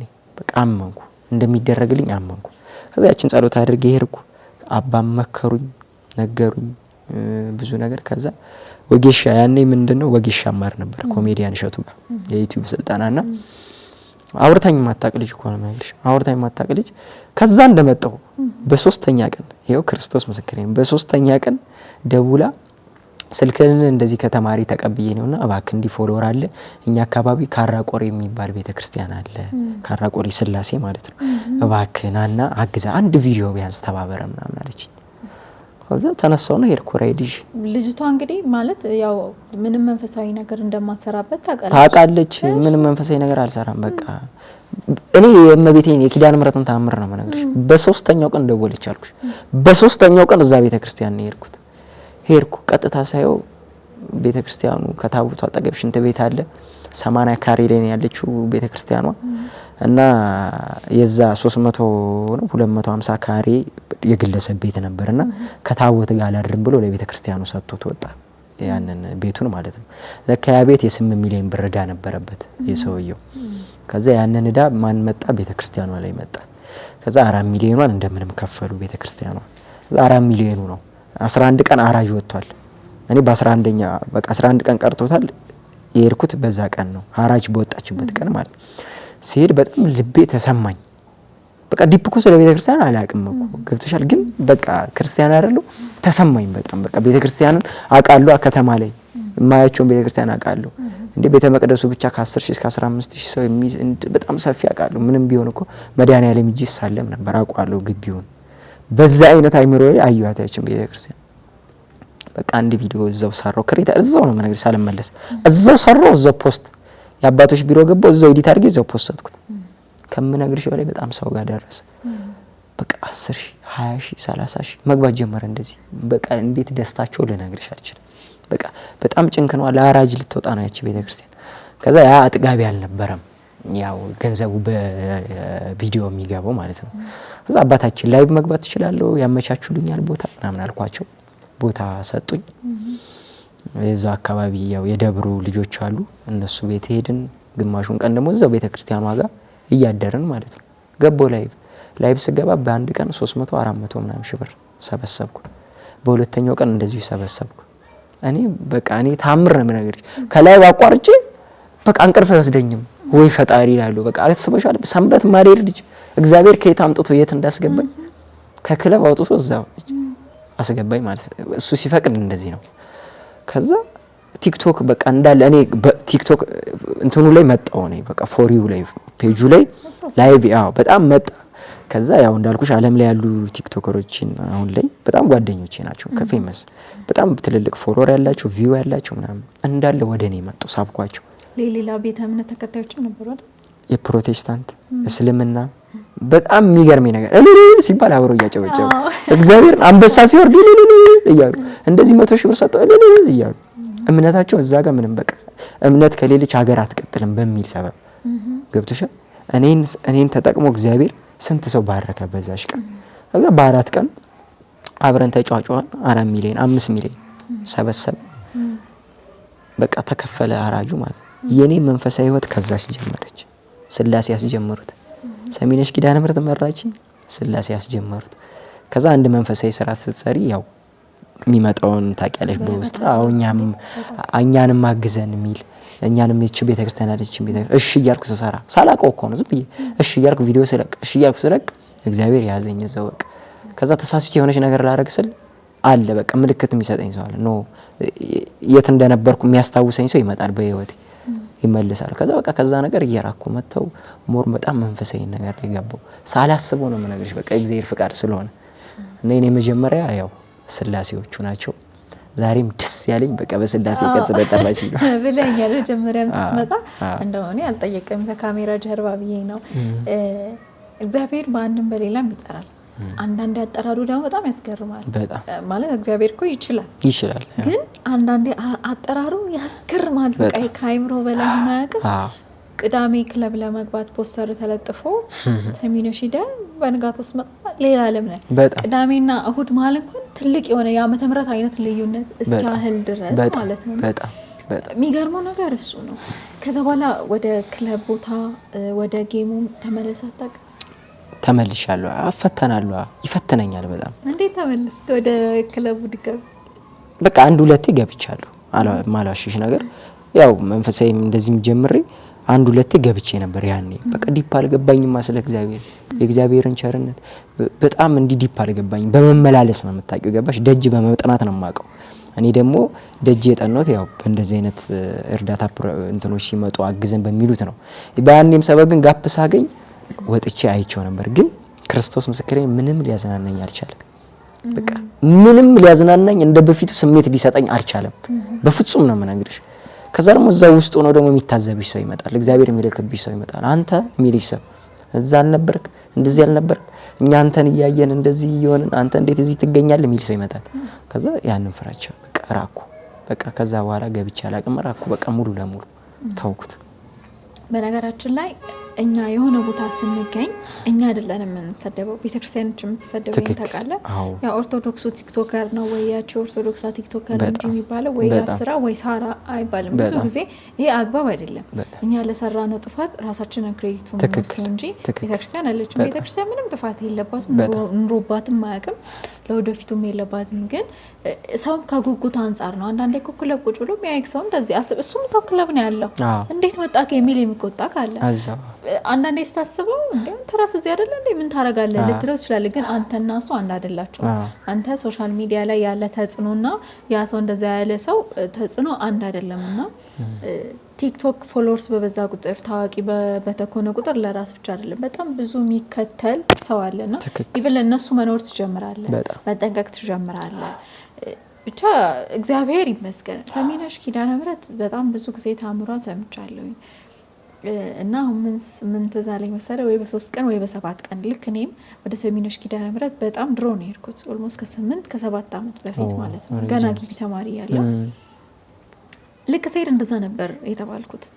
ሰው አልነበረውም እንደዚህ እንደውም እና ከ3 ቀን ወይ ከ7 ቀን ምናምን በቃ አንዳንዴ በህይወት ችግር ሲኖርብህ ወይ ጭንቀት ሲኖርብህ ምናምን ነገር ትቸኩላለህ። 3ቷን ቀን ትቆጥራለህ። ዛሬ 1 ነው 2 ነው 3 ነው እያልክ ማለት ነው። ታትሮ ከመጸለይ ይልቅ ያቺን ቀን ነው የምትቆጥራት እና አንዳንዴ አይሳካም። እኔ አሁን የሚገርም ነገር ከ7 ዓመት በፊት የጠየቅኩት ጥያቄ አሁን በ7 ዓመት ነው የተሳካልኝ። አረባክሽ ነብረት እውነት የሆነ ቪዲዮ እንደውም ሰርቼ ነበርና እረስቸዋለሁኝ። በምን ትዝ እንዳለኝ ታውቃለህ? የሆነ ቀን ተኝቼ እንደውም በእናንተ ነው ትዝ ያለኝ። አንተና አርቲስት ማርያም ሞይት ወደ ሰሚነሽ ሄዳችሁ ነበር። የሚገርም ነገር የእሷን ፎቶአችሁን እያየው የዛን ቀን ማታ ነው ተኝቼ የሆነ ነገር ይመጣል በአይምሮዬ በቃ እና የዛን ቀን ማታ አላቅም ትዝ አለኝ። ሌሊት ተኝቼ እንደ ህልምም ልበል እንደምን አላቅም ወይ ሰመመን ውስጥ ሎል ብቻ አላቅም። እና ጠዋት ወደ ስራ ስመጣ ማሰብ ጀመርኩኝ። እንዴ የጸለይኩት ጸሎት እኮ ተሳክቶልኝ ኦልሬዲ እኮ ተሳክቶልኛል። ረስቸዋለሁ። እኔ ረስቸዋለሁ። በቃ አንዳንዴ ትላለ የሆነ ሰዓት ትደክማለህ። ደጋግመም ኦልሞስት ሰሚነሽ ሳልሄድ ወደ 4 ዓመት 5 ዓመት ሆኖኛል። አሁን በቃ ብዬ ማለት ተስፋ ቆርጬ አይደለም ግን የሆነ ሰዓት ጠይቀ ሳይመለስልህ ሲቀር ማለት ነው። አይ በቃ ብትወስ ብለህ ትሰንፋለህ፣ ትደክማለህ፣ ትተዋለህ ነው። ኦልሞስት ረስቸዋለሁ። ግን እግዚአብሔር ለካ ነገር አድርጎልኛል በሰሚነሽ አማላጅነት ማለት ነው። ወዲያውኑ መጥቼ ቪዲዮ የሰራሁት ምክንያቱም በ7 ዓመት ነው የተደረገልኝ። ታውቃለህ እኛ ሰዎች ምንድነው አሁን እንዳልከው ነው 7ቷን ቀን ወይ 3 ቀን ወይ 7 ቀን ስጠብቅ ነበር እኔ ራሴ። ግን አይደለም በቃ ያ የኔ ጊዜ አልነበረም ማለት ነው። ወይ እንደማር የፈለገው ነገር ነበር ማለት ነውና ድፍን 7 ዓመት ወር 8 ዓመት ነው የጠበቅኩትና ያገኘሁት የጸለይኩት ጸሎት ላይ ነው። አሁን ላይ ራሴን ያገኘሁት በፊት ገና ግቢ ተማሪ ነኝ የጸለይኩት ጸሎት ነው አሁን እየኖርኩ ያለሁት። በጣም ብዙ ነገርና አንዳንዴ እምነትም ይፈተናል። ሰሚነሽ ኪዳነ ምህረት እንደ ስሟ ናት። እኔ በጣም ነው ሰላም ይሰማኝ። በጣም ብዙ ሰው ነው የሚድንበት። በተለይ የልጅ እኔ በጣም ብዙ ማህፀኖች ተፈተዋል። ከዛ እግዚአብሔር ይመስገንና አንዳንዴ ትዕግስት ማድረግ ያስፈልጋል። ስለ ሰሚነሽ ኪዳነ ምህረት እስኪ ትንሽ ነገር ንገረኝ። ምክንያቱም የአብስራ ሲነሳ ሰሚነሽ ኪዳነ ምህረት በጣም ትነሳለች። በሚዲያክም በጣም ብዙ ጊዜ ትሄዳለች። ቲክቶክ ላይ በደንብ አይቻለሁ። አንተ መሄድ ከጀመርክ በኋላ በጣም ብዙ ልጆች ተመልሰዋል ሄደዋል። እና ስለ ሰሚነሽ ኪዳነ ምህረትና ስለ የአብስራ ህይወት እስኪ ቁርኝነታቸው ንገረኝ። ያው እንዳልሽኝ እኔና ሰሚነሽ እንዲህ ነን። በጣም ነው የምትወደኝ፣ በጣም ነው የምወዳት። ሲሄድ በቃ አንቺ እንደማወራሽ የለም ሂጂ በጓሮ እንዲህ ብዬ አወራታለሁ። በቃ ከሆነ ታደርግልኛለች፣ ካልሆነ ከቪው አንፃር አሁን ቲክቶክ ላይ ቪው ከቀነሰብኝ ሩጬ ነው የሚሄደው። ክርስቶስን ነው የምልሽ። በቃ የሆነ ነገር በቃ ምን አጥፍቼ ነውና አንድ ሙስሊም ጓደኛም አለኝ አብሮ አደጌ ነው ኤንዲ ይባላልና እሱ ራሱ በቃ ቪው ተመታብ ዝም ብለህ ሰሚነሽ ሂድ ይስተካከላል ይለኛል። እግዚአብሔርን ነው የምነግርሽ። ሰሚነሽ ሂጄ ስመለስ ሁሉም ነገር ተስተካክሎ አገኘዋለሁ። እና በቃ ከሰሚነሽ ጋር እንደዚህ ነን። በጣም ነው በቃ እኔ በጣም ነው እንደ ስሟ ነው ቅድም እንዳልሽ በቃ እንደ ስሟ የተሰጣት ስም በቃ በጣም ይገልጻታል። በቃ ያወራሽው የተናገርሽው ነገር ላንቺ ካስፈለገ ላንቺ 7 ዓመት እንግዲህ ያስጠበቀሽ በቃ ሰዓቱ አይደለም በቃ ያንቺ ሰዓት አይደለም። እኔ ደግሞ በ3 ቀን የተሰማሁት በቃ ሰዓቴ ስለሆነች ነው። ገብቶሻል? ያንቺን ትግስት ብዙ ወጣቶች መጠበቅ አለባቸው። እንዳልኩሽ እቺን 3 ቀንና 7 ቀን ሰው ይጠብቃል፣ በጣም ይጠብቃል። ከዛ በ7 ቀን ወይ በ3 ቀን ካልተመለሰ አልሰማኝም ነው የሚል ፈጣሪ እንጂ ግቺ የኔ ጊዜ አይደል በቃ ላንተ አሁን አይደለም አሁን አያስፈልግም ተብያለሁ ብሎ ማንንም አንደርስታንድ የሚያደርግ የለም። እና ሰሚነሽ እግዚአብሔር ይመስገን እኔ ከምንም በላይ ደስ የሚለኝ እዛ ሳገኘ ሰው ያንተን ቪዲዮ አይቼ ነው የመጣሁት የሚል ሰው ሳገኝ አቤት እንዴት ደስ እንደሚለኝ ለነገርሽ አትችልም። ሰሚነሽ ከሄድኩ ምደሰትበት በዚህ ነው። በቃ ገና ሳይሆን ግር ብሎ ነው የሚመጡት ከወለጋ፣ ከአርሲ፣ ከአፋር፣ ከድሬዳዋ፣ ከባህር ዳር፣ ከጎንደር ያንተን ቪዲዮ አይቼ ነው የመጣሁት። ከዚህ በላይ ምን ክብር አለ? በቃ እንደው እግዚአብሔር ምን አድርጌለት ነው እኔ ምን አድርጌለት ነው? ገብቶሻል? እና በቃ ሰሚነሽ ኪዳነ ምህረት ከአስተዳደሩም ከአባይ ለማርያም ጋር አባቴ ናቸው። የሆነ ነገር ደከም ስል የሚያግዙኝ በቃ በብዙ ነገር ሰፖርት የሚያደርጉኝ ናቸው። በጣም ጥሩ አባት ናቸው። እግዚአብሔር እሳቸውን ምንና ጤና ይስጣቸው። የልማት ሰው ናቸው። ሰሚነሽ እሳቸው ከመጡ በኋላ በጣም ብዙ ለውጦችን አይተናል። ለምታለች እንደዚህ አልነበረችም እንዳልኩ ስሰማኔ ሳማ ነበር አሉ መሬቱ ራሱ። አዎ እና እሳቸው ከመጡ በኋላ በጣም ጎበዝ ወጣት ናቸው። እሳቸውንም በረከት ይደርብን። በጣም ወጣት ናቸው። ግን እንግዲህ 30 ምናምን አመት ናቸው። በዚህ እድሜያቸው እግዚአብሔር ሞገስና ክብር ሰጥቶ ክህነት ሰጥቷቸው እዛ ቦታ ላይ ማገልገል ማለት ቀላል ነገር አይደለም። እና ሰሚነሽ እንዳየሻት በየለቱ እኔ እኮ ሳምንት እሄዳለሁ ወይ በወር ትንሽ ጠፍቼ ከሄድኩ ሌላ ነገር ነው የማይወቅ። አሁን ፍልሰታ 16 ጾሟል። ወደ 80,000 ሰው 120,000 ሰው ነበር እዛ እግዚአብሔር ጠጠር መጣያል ነበር። ጠጠር ብዙ ነው። ኧረ በስመ አብ ጠጠር በቃ ይሄ ጧፍ ሲበራ ማታ አላፋት ዝማሬ ነው የሚመስልሽ እግዚአብሔር። እና አዳራሹ ተሰርቶ ምቹ መመስከር ይቻላል። ህዝቡ መመስከር ይቻላል እዛ ጋር የተሰራውን ስራ። እና ያው ሰሚነሽ ኪዳነ ምህረት እኔ ራሴ መመስከር እችላለሁ። እንዳልኩ እኔ ልክ ወደ አዲስ አበባ ዩኒቨርሲቲ ስመጣ የመጀመሪያ ገዳም ይሄ ከ7 አመት በኋላ የተደረገልኝ ነገር ብቻ ሳይሆን መጀመሪያ ገዳም የሚለውን ነገር ኮንሰፕቱን ያስኩት ያወኩትም የሄድኩትም ሰሚነሽ ኪዳነ ምህረት ነው። ከዛ ፊት ምንም አይነት ገዳም ይጃላቀም ያው ክፍለ ሀገር ስላደኩኝ ጀስትኛ ስለ ቤተ ክርስቲያን ስለ ሰንደይ ስኩል ምናምን ነው እንጂ እንዴ ስለ ገዳም መጥቶ የሚነግረን የለም። መሄድም ሰው የለም ሩቅም ስለሆነ እኛ አካባቢም ስለሌለና ገዳም ስለሚባለው ነገር በደንብ ያወቁትም የሰማሁትም የሄድኩትም ሰሚነሽ ኪዳነ ምህረት ነው። ለዛውም ብቻዬን ማለት ነው። አዲስ አበባን አላቃትም። ገና አዲስ አበባ መምጣቴ ነው። በሰዓቱ በጣም የሚያስጨንቀኝ ነገር ስለነበር ታክሲ ላይ ነው ወደ ሰሚነሽ ኪዳነ ምህረት ጉዞ የሚል ያየሁት ማለት ነው። እና የሆነ ቀን ተኝቼ እኔ በባህሪ ደግሞ ምን አለ መሰለህ ደፋር አይደለሁም። ትንሽ ፈሪ ነኝ። እንዲህ አዳዲስ ቦታዎች አዳዲስ ነገሮችን ብቻዬን እንጂ አላደርግም። በተለይ በፊት ላይ አሁን ላይ ሳይሆን በፊት ላይ እና ከዛ አየሁኝ ሰሚነሽ ኪዳነ ምህረት ምናምን ነገር ተኝቼ ነው። ቅዳሜ ቀን ነው አስታውሳለሁ። መሄድ አለብኝ አልኩ። በቃ ትልቅ ውሳኔ በህይወቴ የወሰንኩት የዛ ነው። መሄድ አለብኝ አልኩ። ተነሳው። ምንም በጉዞ መኪና አይደለም። እሁድ ተነሳው። መናኸሪያ ለምበረት መናኸሪያ አልኩ። ሄድኩኝ። በዚህ ይሁን በዛ ይሁን ምን ይደረግ የት ልግባ ምንም ማቀው ተአምር ምንም ነገር የለም። ስለ ሰሚነሽ ምንም የለም። ከዛ ጫፍ ላይ ወረድኩ። ጠይቀው በዚህ ጃለኝ ያኔ በጣም ፒስታ ነበር። መድኃኒዓለም ፒስታ ነው፣ አቧራ ነው፣ ልነግርህ አልችልም። እና ይሄ ሰው የሚሄድበት አይነት ወቅት ላይ ብዙም ስላልታወቀ ብዙም ትራንስፖርትም አልነበረም። ከዛ ሄድኩኝ። ሲሄድ ጽዳለች ከጀርባ መሬታችን የምትገለጥባት ጽድ ላይ አለች። ገባኝ ምናምን ነገር እና የሚገርም ነገር ያኔ 3 ካህን ብቻ ነበር የሚወጣው። አሁን በጣም ብዙ ካህኖች ናቸው የሚወጡት። 3 ካህን፣ አንድ ሰው መስቀል፣ አንዱ ካህን መስቀል፣ አንዱ ካህን ዕጣንና አንዱ ካህን ደግሞ መጽሐፍ ይዘው የሚወጡ ማለት ነው። እና እዚህ ብቻ ነው የሚደረገው አሉ። በደንብ ነው ማስተዋወሰው። እዚህ ብቻ የሚደረግ ሰሚነሽ ኪዳነ ምህረት ብቻ የሚደረግ ተአምር ነው አሉ። እሱን አሳለሙ ምናምን ምልክ ከ3 ካህን ተነስቶ ነው አሁን እንደዚህ የበዛው እና ባዶ ነበር ያኔ። ከዛ ሄድን። ከስር እንትን አለ ጽዳለች። አዎ የጸሎት ማድረጊያ ጸሎት አርኩ ተባለና እንደውም ያኔ ስም ይጻፋል። ትጽም ተዘቷ መሳለም አይቻልም ነበር ግን እንትን ይጻፍ ስም ክርስትና ስም ምናምን ይጻፍ ነበር ያኔ። አስቀመጥሽ? እሺ። አዎ ያኔ ብቻ ነው እንዴ ሁሉ ማቀው ሰው ክርስትና ስም ጽፌ ግን በጣም ይሄ ያለ እንዴት ነው ማለት ያስለቅሳል። ሁኔታ ከራሱ በቃ ጸሎት ልታረግ ነው ተጨንቀህ ነው የሄድከው። በዛ ላይ ደግሞ እመቤታችን የምትገለጥበት ነው ሲባል ትሰማኛለች ብለህ በጣም ነበር እንትን ያለኝ። እንዳልኩ ምንም ሀገር አላውቅም። ከዛ ዋርካ አለ ወደ ላይ ደግሞ እምነት ቅዱሳን መላእክት የሚገለጡበት ተባለ። ሄድኩኝ አየሁ ምናምን ነገር። ከዛ በኋላ ላይክ መመላለስ ጀመርኩ። ሁሌም የልደቴ ግቢ ተመርቄ እስከወጣ ድረስ ስፔሻሊ እኔ አብይ ጾም ውስጥ ነው የተወለድኩት።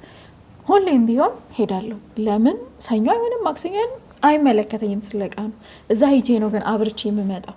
ግን የሚገርም ነገር በዚህ ሁሉ ጊዜ ውስጥ የምጠይቃት ጥያቄ አንዱም ተመልሶልኝ አያውቅም። አንዱንም መልሳልኝ አታውቅም። ግን ሄዳለሁ እሳላለሁ። እንዲህ ካረግሽልኝ እንደዚህ ያደርግልሻለሁ። በዚህ ወር የካቲት ይደርሳል፣ የለም እተዋለሁ። ነሐሴ ይደርሳል፣ የለም እተዋለሁ። ምንም ግን ተስፋ እንድቆርጥባት አላደረገችኝ። የሚገርም ነገር በቃ ታውቁት። ከዛ በኋላ ከግቢ ከተመረኩ በኋላ ኦልሞስት ብዙ አመት 4 አመት ምናምን ሄጄ ማላቅ ግን አንዳንዴ የሚይዙ ነገሮች አሉ። እዛ ቦታ እንድትረግጥና የተፈቀደለት ሰው ብቻ ነው የሚረግጠው። ከዛ በኋላ ሪኮመንዴሽኔ ሁሌ ሰሚነሽ ሄዳችኋል ማለት ጀመርኩ። የግቢም ተማሪዎች ምናምን በቃ ሪኮመንድ ማድረግ ጀመርኩ። ከዛ በኋላ ኩኪልሽ ሄድኩኝና ይሄን ለሌ የፈለኩት ነገር ሰሚነሽ በቃ እንደ ስሟ ናት። እኔ በጣም ነው የተገረምኩት። በዚህ ልክ እንዴት ስምና ስራ አንድ ላይ ይወጣል እስክል ድረስ ማለት ነውና አንተ የምትላቸውን ማባት የዛኔ ያውቃቸዋለሁ። አንድ አሁን አስተዳዳሪ አልነበሩም። ኦኬ ያኔ አልነበሩምና በደንብ ነው ማውቃቸው። ምስክርነት ይሰጣል ምን ይላል ምናምን ግን በቃ በመጨነቅ ውስጥ ስለሚል ለኔ በጣም ባለውለታዬ ነች። አንደኛ ነገር ውሳኔ እንደወስን አድርጋኛለች። ብቻዬን ምንም ነገር ማድረግ እንደምችል የተማርኩት ከዛ ነው። ምክንያቱም ማላቅበት እስቲል አዲስ አበባንም አላውቀውም እንኳን ደብረ ብርሃንን እኮ አዲስ ነኝ ለከተማ ግን ወስኜ እንድሄድ አድርጎኛልና እግዚአብሔር አምላክ ለሁላችንም ለተጨነቅን ትድረስልን። አሜን። በመቤታችን በኩል ብዙ ነገር ያደርግልናል። እንነግራታለን፣ እሷ ትነግርልናለች፣ ይሳካልናል። ይሄ ነው የኛና እንደው ያብ ግን ልመልስና ከዛ በኋላ ልክ አሁን ይሄ ያልከውን ላይ በደንብ አስታውሰዋለሁ። የዓለማዊ ቲክቶከሮች የሌላ ቤተ እምነቶች ምናምን በጣም በስፋት እንደውም ቁጭ ብለን ሁላ እናይ ነበር። ያ ነገር ተሳካ፣ ተመለስ ከእንደገና ክለቤድ ከእንደገና ተመለስክና ህይወት ከዛ በኋላ እንዴት ቀጠለ? ለምሳሌ ቤተክርስቲያን መሄድ አሁን እሁድ መሄድ ያለመደ ሰው ትንሽ ይከብዳል። በአንድ የተነስተ ምንም ነገር ልታረግ አትችልም። ይሄ ጉባኤያት መሄድ ያለመደ ሰው በአንድ የተነስተ ምንም ነገር ልታረግ አትችልም። እንዴት ሆነ? እንዴት ተጀመረ እሱ ነገር? ያው እንዳልኩሽ ነው። እንደዚህ መንፈሳዊ ስራ ስትሰሪ አንቺም እንድታግዣቸው የሚፈልጉ ሰዎች አሉ አይደል? እንድታስተዋውቂላቸው ምናምን። በዛ ሰበብ ቤተክርስቲያን ደጅ መጥናት ጀመርኩ። ለቀረጻም ይሁን እሄዳለሁ። ገባሽ? ቪዲዮን መቀርጸው ቤተክርስቲያን ነው። ለምንም ይሁን እሄዳለሁ። ከዛ በዛ መሀል የሚያገኘኝ ሰው አለ፣ ጉባኤ ላይ የሚጋብዘኛል ምናምን። ዲፕ ወደ መንፈሳዊ ስገባ እንደነዚህ አይነት ነገሮች እየጨመሩ መጡ። ገዳማትን ማየት ጀመሩ። እንደው ቢፈቀድ ስለ ጅሩ አርሴማ ባወራ በጣም ደስ ይለኛል። እንደው ልመጣልህ ነበር ጅሩ አርሴማ ጋር ያለህን ነገር ስለማውቀው ልመጣልህ ነበር። ከዛ በፊት ግን ዓለማዊ ህይወት ላይ ያለ የምታውቃቸው ጓደኞች አሉ አይደለ? ሰው የሚያውቅ ኮንተንት የሚታወቀው በዛ ነውና በአንዴ አዲስ ነገር ሙቭ ስታረግ ሁሉም ነገር እንደድሮ ይቀጥላል። እሱ ነገር እንዲቀጥል አንተ ጋር ጓደኞቼ ስቲል እስካሁንም አሉ። ባይዜ የድሮ ጓደኞቼ አሁንም አሉ። እኔ ምን አለ መሰለሽ እንኳን እኛ እግዚአብሔርም ለነጻ ፈቃዳችን የተወን ሰው ነው። ገብቶሻል? እኔ ማንንም ሰው ገፍቼ ማምጣት አልችልም። እኔ ተገፍቼ አይደለም የሄድኩት፣ በነጻ ፈቃዴ ነው እንሂድ ብሎ ነው የወሰደኝ። አሁንም እነሱ ጋር ሰውን እነሱን ተመሳስዬ ስልሽ በጣም ልጫናቸው አልፈልግም። ስልሽ ዓለም ላይ ያለ ሰው ታውቂያለሽ፣ መንፈሳዊ ሰው ትንሽ ስትገቢ እንትን ይላል፣ ይጨነቃል፣ ይፈራል። በጣም በቃ እንደ በፊት ነው መሆንላቸው። ግን ሪኮመንድ አደርጋቸዋለሁ፣ ብጋብዛችሁ ብትመጡ አብረን ብንሄድ የሚል ነገር አቀርባለሁ። ፍቃደኛ ከሆነ ወስዳቸዋለሁ፣ ኖ ካሉ ኖ በቃ ጓደኝነታችን ይቀጥላል። ገብቶሻል? በጣም ጓደኞች አሁን በጣም ነው ደስ የሚላቸው በእኔ በቃ ይገርማቸዋል። አንተ ግን የምር ያብ አንተ ነህ ይሉኛል። እግዚአብሔርን ነው ምንልሽ። በቃ አብረን ምናድር ምንዝናና ሰዎች ናቸው የነበሩትና ያው እኔ በአንዳንድ ምክንያትም ብቻዬን መኖር ጀመርኩ። ትንሽ ከጓደኞቼ ጋር ነበር መኖር፣ ብቻዬን መኖር ሲጀምር ያኔ ተራራቅም ይባስ። ከዛ መንፈሳዊ ስሰራ መንገዳችን ተለያየ። ግን በዛ መሀል ስንገናኝ በጣም ነው የሚገርማቸው ከምነግርሽ በላይ እና እንዳልኩሽ አሁንም ላይ ዓለም ላይ የሚያሉ በጣም ብዙ ጓደኞች አሉኝ። ግን ምንም አይነት ጫና አላሳድርም እኔ ግን ሲጠይቁኝ መልሳለሁ። እንደዚህ ቦታ እንሂድ ሲሉኝ ይዣቸው እሄዳለሁ። ቲክቶክ ላይ እንደምታዩ እንጂ አሁንም ዓለም ላይ ያሉ ጓደኞቼ በጣም ወዳቸው ማከብራቸው በጣም ብዙ ሰዎች አሉ እና እነሱ እንደውም ለኔ ብርታት ናቸው የምነግርሽ ነገር። በጣም እኔንም በደንብ ደስ ይልሻል አብረሽ ትዝናኝ ነው። አንቺን ሲያበረታት ደስ አይልሽም? በጣም እኔም እኮ አንድ ቀን እንዳንተ እኮ እመለሳለሁ ደጅ ጠናን። አይዞ እግዚአብሔር አለ ሲደረግልሽ ነው። ገብቶሽ? ሲደረግልሽ አሁን እሱ በሆነ ሰበብ ወስጄው የቀረሰው አለ። በሆነ ሰበብ ወስጄው በቃ ተደረገለት። ከዛ እንደ ፍቅሩ አስቀረው። በቃ እግዚአብሔር እንደዚህ ነው። ገብቶሻል? አሁን እኔ ጠንቋይ ቤት ብሄድ እግዚአብሔር እግሬን ሽባ አድርጎ አያስቀረኝም። መጥፎ ነገር እኮ ነው አይደል? እግዚአብሔር ትቼው የለም ብዬው ክጄው እየሄድኩ ነው አይደል? ግን እግሬን ሽባ አድርጎ አያስቀረኝም ወይ የሆነ ነገር አሳምሞ አያስቀረኝም። ለነጻ ፈቃድ የተወ አምላክ ነው እግዚአብሔር። ገብቶሻል? እና እኔ ማን ነኝ? እኔ እነዛን ሰዎች ወደዚህ ግቡ ወደዚህ ውጡ እምለው እሱ ሲፈቅድ ነው የሚሆነው። ሲመጡ ደግሞ በቆንጆ አቀባበል በምችለው ነገር ገዳማትን ወስጄ አሳይቼ እንዲባረኩ አስደርጌ የሚደረገውን ነገር አድርጌ እንዲመለሱ ነገም እንዲናፍቁት አደርጋለሁ። እኔም በነገራችን ላይ በዚህ ነው ማምነው። ሰው ቀስ በቀስ ነው የሚቀየረው። አንድ ያስገድደው ልታመጣው አትችልም። ማንንም ሰው ልታመጣው አትችልም። ቀስ በቀስ ፕሮሰስ ግን ሁሉም ነገር እየተቀየረ ይመጣል። እንደውም አንተ በጣም ቫይራል የሚወጡ ቪዲዮዎችን አይ ነበር። ዓለም ውስጥ ያሉ ቲክቶከሮችን በጣም ገዳም ይዛቸው ትሄድ ነበር። ከዚህ በላይ በነገራችን ላይ ትልቅ በረከት የለም። ለአንተ ራስ ታውቃለህ። አይመስለንም እኮ አሁን ጓደኞቼ ስለሆኑ ዝም ብዬ ያስኳቸው ይዣቸው ሄድኩ ነው የሚመስለው። ግን በእግዚአብሔር ፊት ምን አይነት ዋጋ እንዳለው ማቀው ወይ እነሱ ያላቸውን ስሜት ሲገልጹልኝ ወይኔ ወስደኝ እኮ እንዲህ እኮ ተደረገልኝ ሲሉኝ ወይ ደግሞ እንትናን እኮ ወስዳት አይቼ እንደዚህ ሲባል በቃ ያኔ ነው የሚገባ እንጂ እኔ አሁን ያኔ ጓደኞቼ ስለሆኑ ወሰርኳቸው ነው የምለው እንጂ በእግዚአብሔር ፊት ከዚህ በላይ ክብር የለም። ብዙ ጊዜ ምን አለ መሰለ ስለ በረከት አንዳንድ ሰው ትንሽ ይሄ ያላገናዘበው ነገር አለ ብዬ አስባለሁኝ። እና አሁን ለምሳሌ ቤተክርስቲያን ሲሰራ አሸዋ መያዝ አሉ አይደል? ቤተክርስቲያን ነጻ ፍቃድ መወልወል፣ ማጠብ፣ ማገልገል በረከት የማይመስላቸው በረከት ሲባል ጀስት ለመባል ብቻ የሚመስላቸው በጣም ብዙ ምእመናን አሉ። አይደለም። እኔ ምን አስባለሁ መሰለ ምናልባት በልጅነቴ ያገለገልኩት አምላክ በልጅነቴ በንጽህና ጠብቄ በቃ በሱ ፍቅር አድጌ ያገለገልኩት አምላክ ነው ዛሬ ላይ ከፍሎኛል ብዬ አስባለሁ። በረከት ማለት ይሄ ነውና የሆነ ጊዜ ላይ ቤተክርስቲያን በቃ ለበረከት ብዬ የተሸከምኳት ድንጋይ ዛሬ ላይ ከፍላልኛለች። ግን ብዙ ሰው በረከት ሲባል ላይ እንደ ስም ብቻ የሚረዳ ሰው አለ አይደል? እንደዛ ሰው በጣም አለ፣ ብዙ ሰው አለ። ይሄንን ነገር ደግሞ ያየሁት ይሄ የበረከት ስራ በሚባለው ነገር ያሳየችኝ አርሴማ ናት። እኔ ስለ ጅሩ አርሴማ ንገረኝ እስቲ። በጣም እየነገርኩሽ ነው አንቺልኝ እያልኩ የጎተክ አይ ብዙ ታሪክ እንዳለ እንዲህ ሰምቻለሁ። መጠየቅ ስላልፈለኩ ነውና ስለ ጅሩ አርሴማ ንገረኝ። አረ ጅሩ በጣም ትለያለች። የመጀመሪያ የምታውቃት እናቴ ናት። እናቴና ክስቶቼ ሄደው የአብይ ጾም ላይ እዛ 6 ቀን ቆይተው 3 ቀን ደጅ ጥናት ቆይተው ንስሐ ገብተው ቄደር ተጠምቀው ሱባኤ ይዘው ምናምን ነው የወጡትና ለእናቴ ብዙ ነገር አሳይታታለች። የምነግርሽ ነገር በቃ አርሴማ እንደዚህ ናት፣ ታሳይሻለች። ዋሻ ከገባሽ ታሳይሻለች። በልብ ንጽህና በቃ ላንቺ የሚፈልገውን ነገር ታሳይሻለች። ላታሳይሽም ትችያለሽ። ገብቶሻል? ላታሳይሽም ትችያለሽ። ግን በቃ የሚሆን ነገር ካለ አንዳንድ ሰው ታሳያለች፣ አንዳንዱ ሰው ደግሞ መንገዱን የሆነ በሰውም እያላከች በምንም አድርጋ ትናገራለች አርሴማና ያው በረከት ይባላል። እሱ ማናጀሪ ነው። እሱም በደንብ እኔን የሚያግዘኝ ነው። ከሱ ጋር ነው እኔ ጅሩን ማቃትና ከሱ ጋር በቃ እንደዚህ ያለችኝ እኮ ማዘር ስለው በቃ ተነስተን እንሄዳለን። እሱም መመስከር ይችላል። አልተዘጋጀንበትም ነበር። ዝም ብለን ነው በቃ ተነስተን ሄድን። ስነገረችኝ ታምሯን ማለት ነው። ከዛ ሄድኩ። በቃ አይተሽዋል ያን መንገድ ወረር እንደዚህ አይነት መንገድ እጨጌ ዮሐንስ ይጃለሁ። ግን የጅሩ መንገድ ከብዶኛል። እኔ አልዋሽሽም። እጨጌ ዮሐንስም ከባድ ነው፣ ግን ያ ከብዶኛል። በቃ ሄድኩ። በቃ ታጣ ሶስታችን ማንንም በዚህ ነው አባዬ ተባባልን። ሄድን። በቃ ደጇ ላይ ደረስን። እግራችንን ሙሽልቅ አልጎጠጠቡን። በቃ እግራችንን ታጠብን። ያን ሁሉ መንገድ አስረሱን። በእግራችን ማሳጅ በቃ ያደረጉ እግራችን ታጠብን። ከዛ በኋላ 3 ቀን አባቶችን ጠየቅን። ሱባኤ መያዝ ፈልገን ነበር። በጣም ጓጓዋ። እኔ እናቴ ስትነግረኝ ግባ በቃ እንዲህ ተመራሃለች ምናምን አለች። ያ ነገር ጉጉት ስለሆነ ለመግባት ሳባ በቃ ሱባኤ መያዝ ስለምፈልግ ቶሎ ንስሐም ስጡንና ቄደርም ተጠምቀን በቃ የሚያስፈልገውን አድርገን እንግባለን። ንስሐችንን ሰጣን። ከነሱ በቃ ሰገድ ጨረስን። ሱባኤ ገባን ማለት ነው። ሱባኤ እኔ መጀመሪያ ነው የገባሁት። እኔ ሱባኤ ገብቼ አላውቅም። እንግዲህ ሁሉ በመንፈሳዊ ብዙ ገዳም መስጊድ ሂጄ አላውቅም። የመጀመሪያ ነው ጅሩ አርሴማ የገባሁት። ገባን። በቃ ሱባኤ እኔ አዲስ ነው። በቃ ተነገረን ማውራት እንደማይቻል ከጸሎት ውጪ በቃ የምንፈልጊው ነገር በጣም አርጀንት ከሆነ ጽፈሽ ምናምን በቃ ሁሉ ነገር አዲስ ነው።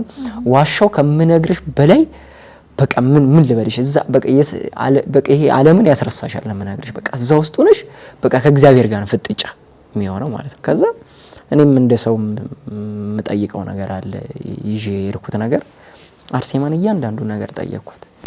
እዛው አደረን። በሁለተኛው ቀን ሁሉንም ነገር አሳየች ራሷ። እግዚአብሔር ነው ማለት ሁሉንም በቃ ከማንጋ አካሄዴን ከማንጋ መሆን እንዳለብኝ የምር ይሄን ሁሉ ነው ያሳየችኝ። በቃ ስለ ጓደኞቼ ጭምር ስለ እናቴ በቃ ብዙ ነገር አሳየችኝ። በቃ በእኔ የህይወቴ መንገዱን አሁን ግማሹ የህይወቱ መንገድ እንድመራ ያደረገችኝ አርሴማ ናት። ያላሳየችኝ ተአምር የለም ጅሩ አርሴማ። በቃ ግልጽ አድርጋ ይኸውልሽ አልገባኝም ነበረ። አልገባኝም ነበር የነገረችኝ። አንዳንዴ ነግራኛለች ግን በቃ ግልጽ አልሆንልኝም ነበር።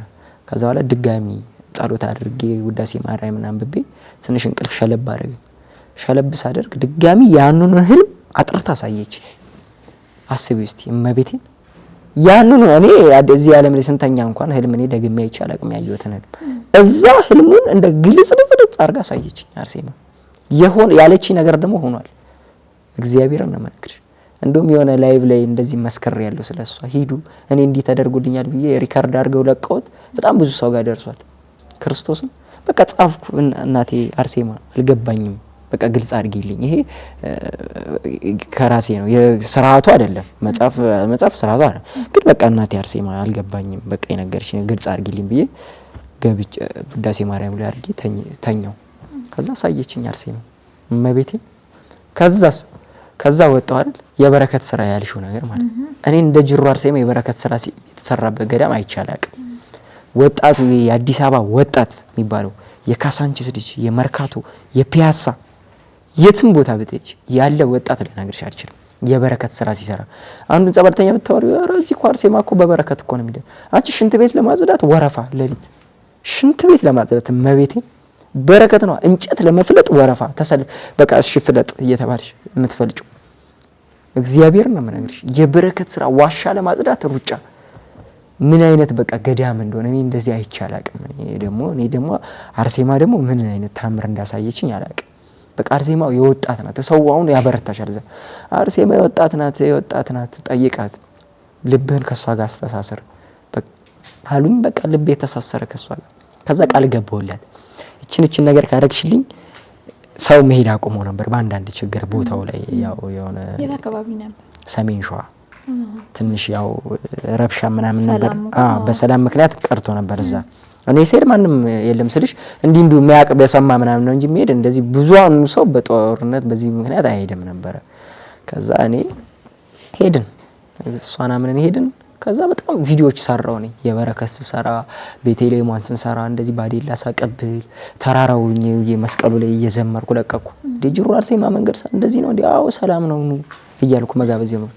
ከዛ 3-4 መኪና ወሰድን ከሱ ጋር ወሰድን። በቃ ሰው ተገረመ። እንደውም ሰው ብዙ ሰው ያው ደግሞ በኔም ቪዲዮ ደግሞ ያወቃታል እና መስቀሉ ጋር ሁኛ አይደለም የዘመርኩ ለቀኩና በጣም ብዙ ሰው አይቶታል። እና ሰው መስቀሉ ጋር ነው የመሰለው ቤተክርስቲያኗና ግሸንም የመሰለው ሰው አለ። ግሸንም ስትሄድ መስቀል አለ እና የጅሩ መስቀል የግሸን መስቀልም የመሰለው ሰው ነበር አይደል?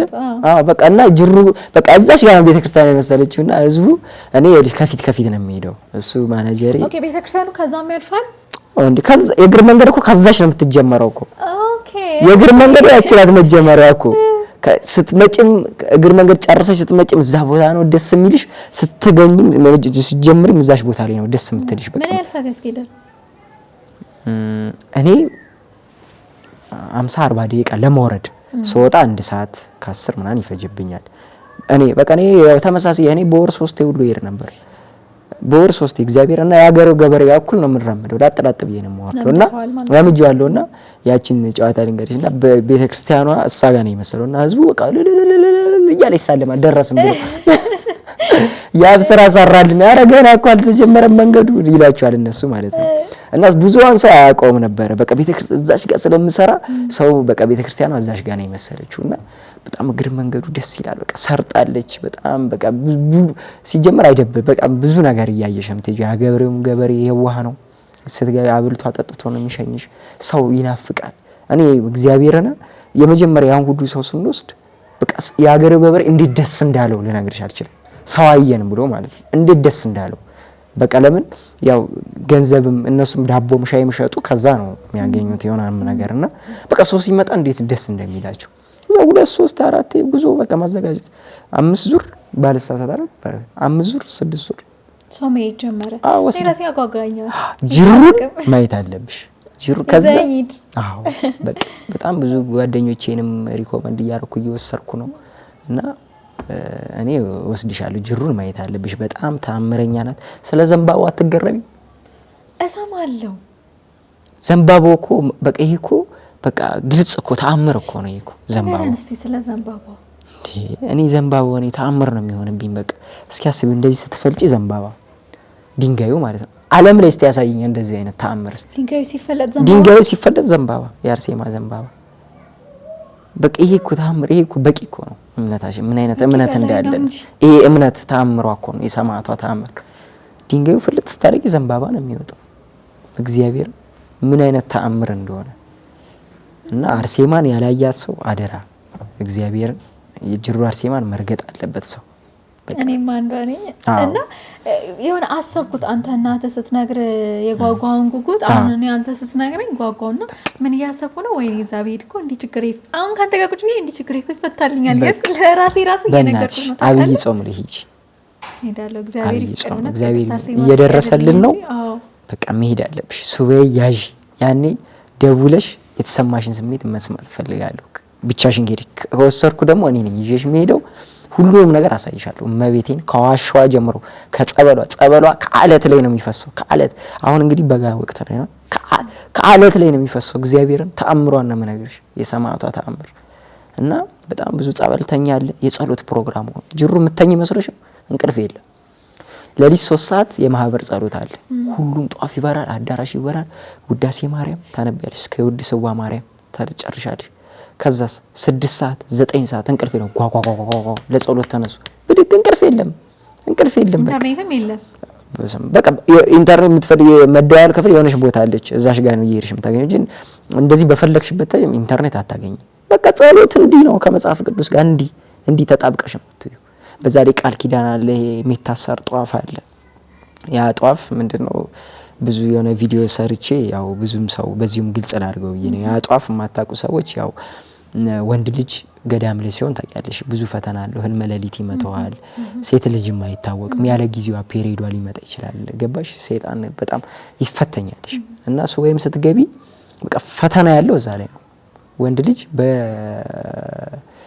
ሌሊት ምክንያት አቋርጦ ይወጣል። ገባሽ? ፈተና ነው። ሴት ልጅ ያለ ጊዜዋ ፔሪዷ ሊመጣ ይችላል። ገባሽ? ፈተና ነው። ምንድነው ያ ፈተና? ህልመ ሌሊት ይዘሽ ወተሽ ሳትፈቺ አርሞሽ ማወራ ሳትፈቺ ሌላ ቦታ አለች 5 ቁጥር የምትባል ጅሩ አርሴማ። እዛ እንደ ሱባኤው እዛ ተቆይተሽ ታጥበሽ ቆይተሽ 24 ሰዓት ሲሞላሽ ነው የምትገቢው። ብዙ ጽናት ይፈልጋል እንድትመለሽ ድጋሚ እንድትገቢ። አንዳንዱ ሰው በቃ በዛ ደግሞ እንትን ብሎት ተማሮ ደግሞ መሄዳል አይ ምናምን ብሎ ደብሮት ደግሞ መሄዳል እና ያ ነገር እንዳያጋጥምሽ በአባቶች አስባርከን እግርሽ ላይ ታስሪያለሽ፣ ወገብሽ ላይ እጅሽ ላይ ምናምን አስረሽ ከዛ ወተሽ መስቀሏ ጋር ታስሪያለሽ። አለች እንጨት የምትታሰር ፈተሽ ስትወጪ ነው በቃ ጠላቴ ምንን እዚሁ አስቀርልኝ ብለሽ አስረሽ ነው የምትወጪው። እና ያው ያ እንደዛ የሚደረገው የጧፉ የሚታሰረው ለዛ ነው። ብሶ ግልጽ አልሆነለትም ነበር። አልሆነለትም።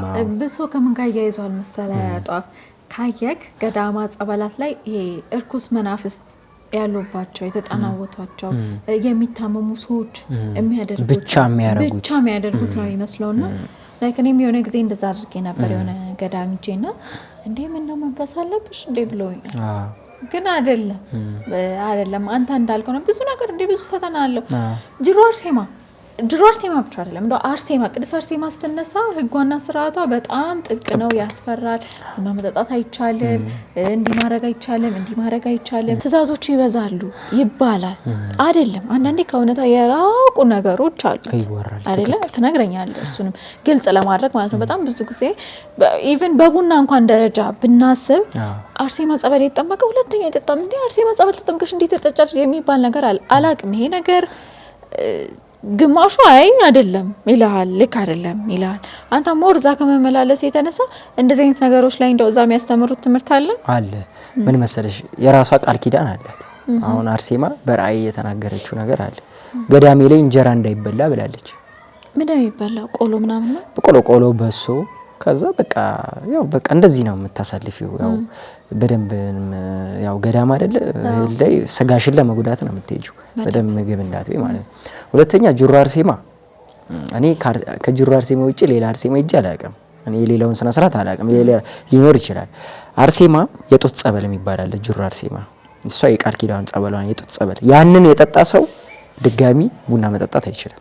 ሌላ ጸበል ግን ኖርማል አለ ጸበል። ያቺ የቃል ኪዳን ጸበሏ ናት። ያም የሷ ጸበል ነው። ግን የራሷ ቃል ኪዳን አላት። በቃ የጡታይን ጸበል የጠጣ ሰው ለአባቶች ተገልጣ ነው በራእይ የተናገረችው። የጡታይን ጸበል የጠጣ ሰው ቡና እንዳይጠጣ በቃ ካለች አለ በቃ ይሄን ነው እንጂ አሁን አርሴማ በጣም ላነሳው ነበር። በቃ አርሴማን ሰው ኃይለኛ አድርጎ ነው የሚያስበው። በጣም ሰው አልዳፈረ ነው አርሴማን አልዳፈረ የሚሉኛል። በጣም ግን አይደለም፣ እንደዛ አይደለም። ቃል ኪዳን አላት። በቃ የራሷ ቃል ኪዳን። ይሄን ነገር አታድርጊ፣ ይሄን ነገር ካላደረግሽ እንደዚህ አትችይም ከተባልሽ አለማድረግ ነው በቃ። በሷ ቃል ኪዳን ካመንሽ ደግሞ በቃ ደስ የሚልሽ ከሆነ ደግሞ ያንን ነገር አድርገሽ ከዛ ከቡናውም ከምኑም መራቅ ነው። ካልሆነ ቡና አጠጣለሁ የምትይ ከሆነ በስነ ስርዓት ተጠምቀሽ ጸበሏን ጠጥተሽ መምጣት በቃ። እዛው ጁሩ አርሴማም ከቃል ኪዳኗ ጸበል ውጪ ያሉት ጸበሎችን ተጠምቆ ቡና መጠጣት ይቻላል ማለት ነው።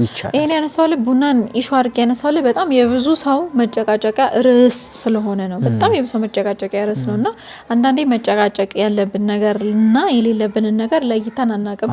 አይ ቲንክ ትንሽ ግልጽ የሆነልን ይመስለኛል። እኔም በራሴ ጥያቄዎች ያሉኝ ነው። እንደየቦታው እንደየስፍራው ቃል ኪዳኑ ይለያያል። አሁን ለምሳሌ ግሸን ማርያም ስትሄድ የራሷ የሆነ ቃል ኪዳን አላት። አክሱም ጽዮን ስትሄድ የራሷ የሆነ ቃል ኪዳን አላት። ማርያም ነች፣ ምንም የሚለወጥ ነገር የለም። ግን እንደ ቦታው አሁን ግሸን ላይ እምረዋለሁ ነው እንደ 80 እና እንደ 40 ቀን ህፃን አድርጌ ሸኛዋለሁ እዛ የረገጠውን ሰው ነው። እንደየ ቃል ኪዳኑ እንደየ ቦታው ይለያያል። አንዳንድ ቦታ ላይፈቀድ ይችላል እንዳልኩ፣ አንዳንድ ቦታ ደግሞ ሊፈቀድም ይችላልና ይሄን ነገር የሆነ ብናስብበት ጥሩ ነው። እኔ ራሴ አሁን ደስ ያለኝ አንተ ስትናገር ስለ ቅድስት አርሴማ በቃ እናትነት የተናገርከው ማለት ነው። የሰው አይምሮ ውስጥ አብዛኛው የሰው አይምሮ ውስጥ ያለው ፍራቻ ነው። እዛች ምናምን ታክቱራው እዛች ምናምን ያጋጥማል ሞር ብዬ አስባለሁ። እኔ ጋርም ስላጋጠመኝ ግን አይደለም። ሁሉም ቦታ ስንሄድ እኮ ጸበል ነው። ሁሉም ቦታ ኃይል አለው። ሁሉም ቅዱስ ገብርኤልም የቃል ኪዳን ጸበል አለው። ቅዱስ ኡራኤልም ማንም ጋር ብትሄድ መቤታችን ራሱ መድኃኔዓለም ጋር ብትሄድ የራሱ የሆነ ጸበል አለው፣ ኃይል አለውና ለምን በዚህ መንገድ የቅድስት አርሴማ ገኖ ቁጡ ናት እንደሚባል አላቅም ሲባል ነው የደረስኩት እንጂ ቁጡ አይደለችም። የኔ እናት ምንም ቁጡ አይደለችም። ያው ሰው እንደምልሽ ነው። በቃ አንዱ ሰው ካወራ ተቀጣጥሎ ይሄዳል። በወሬ ነው እንጂ እንዳልሽው በቃ ቃል ኪዳን ነው። ጅሩ አርሴማ ይኸው የጡት ጸበል ከጠጣሽ አትጠጪም። ሌላ ጸበል ደግሞ አማራጭ አለ። በቃ ያንን ተጠምቀሽ ጠጥተሽ መመለስ ትችያለሽ። ምርጫ ነው። በቃ ነጻ ፍቃድ አለ። ነጻ ፍቃድሽ ነው። በቅርቡ አርቲስት ማርያም ሆይትን ይዘህ ሄደህ ነበር አይደለ? ከብዙ ልጆችን ይዘህ ትሄዳለህ። ያው እሷ በደንብም ስለምትታወቅ ነው ያነሳሁትና እከታተለዋለሁኝ ፖስቶቿንና የገለጸችው አገላለጽ ምንኛ ብታደል ነው በጣም ነው እንደውም ያለችውና እንዴ ምን ታገኝ ነው ለእውነት ብያለሁኝ። ምንኛ ምን ብታደል ነው ብላ ልክ ጅሩ አርሴማ ከመገባቱ በፊት መሰለኝ ንስሐ አለ አይደለ? መጀመሪያ ከዛ በኋላ ፕሮሰስ አለው። እንደ ዝም ብላ አይደለም የምትገባው ይመስለኛል። እሱን ሁሉ አንስታ ነበርና ከሷ ጋር የነበረው ጉዞ እንዴት ነበር? በጣም ከማሪዬ ጋር ያው የመጀመሪያ እግር መንገድ በደንብ የተጓዝነው እዛ ነው። ከዛ በፊት ከብዳት ነበር። አዎ ይከብዳል። ከዛ በፊት አክሱምም ነበርን፣ ላሊበላም ሄደናል፣ ሰሚነሽ ምናምን። ግን ትንሽ የተፈተነችበት ገዳም ያቺ የጅሩ አርሴማ መንገድ ነውና እንዳልሽው በጣም እንደዛ በቃ በጣም ነው ደስ ያላት። በጣም ከመነግርሽ በላይ ነው ደስ ያላት። ያላየችውን ነገር ነው ያየችው፣ አዲስ ነገር ማለት እሷም ሱባኤ ይዛ አታውቅም። እንደኔ እኔም ስሄድ እንደተደሰትኩት አይደለም እንደዛ ነው ደስ ያላት። ሂደን 4 ቀን የቆየ ነው። ሱባኤ ባይዘው የ24 ሰዓትም አለ። 24 ሰዓት ቆይተሽ ተወጫለሽ። 24 ሰዓት ጸሎት አድርገሽ ምናምን ተወጫለሽ። እኛ ያጋጣሚ 24 ሰዓት ነው የቆየ ነው ሱባኤ ማለት ነው በአንዳንድ ምክንያት እና ሂደን ጸበል ተጠምቃ ንስሐዋን ተቀብላ ሱባኤ 24 ሰዓት ቆይተን ጸሎት አድርጋ በቃ ይሄ ለሷ ትልቅ ኤክስፒሪየንስ ነው። በጣም ትልቅ ማለት ነው። በቃ እንዴት ደስ እንዳላት እንደዚህ ልገልጽልሽ አልችልም። በጣም ነው ደስ ያላት፣ በጣም ከመነግርሽ በላይ እግዚአብሔርን እና እኔም እሷን በመውሰድ እድለኛ ነኝ። በቃ በጣም ጥሩ ልብ ያላት ልጅ ናት ማርዬ።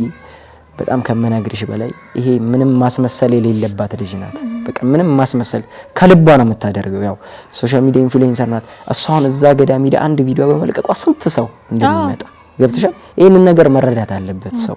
እሷን የሚወዳት ሰው፣ እሷን እያንዳንዱ የምታረጋትን አክት የሚከተል ሰው አለ። እያንዳንዱ እኔ ማደርጋትን ስታይሌን ምን የሚከተል ብዙ ወጣት አለ።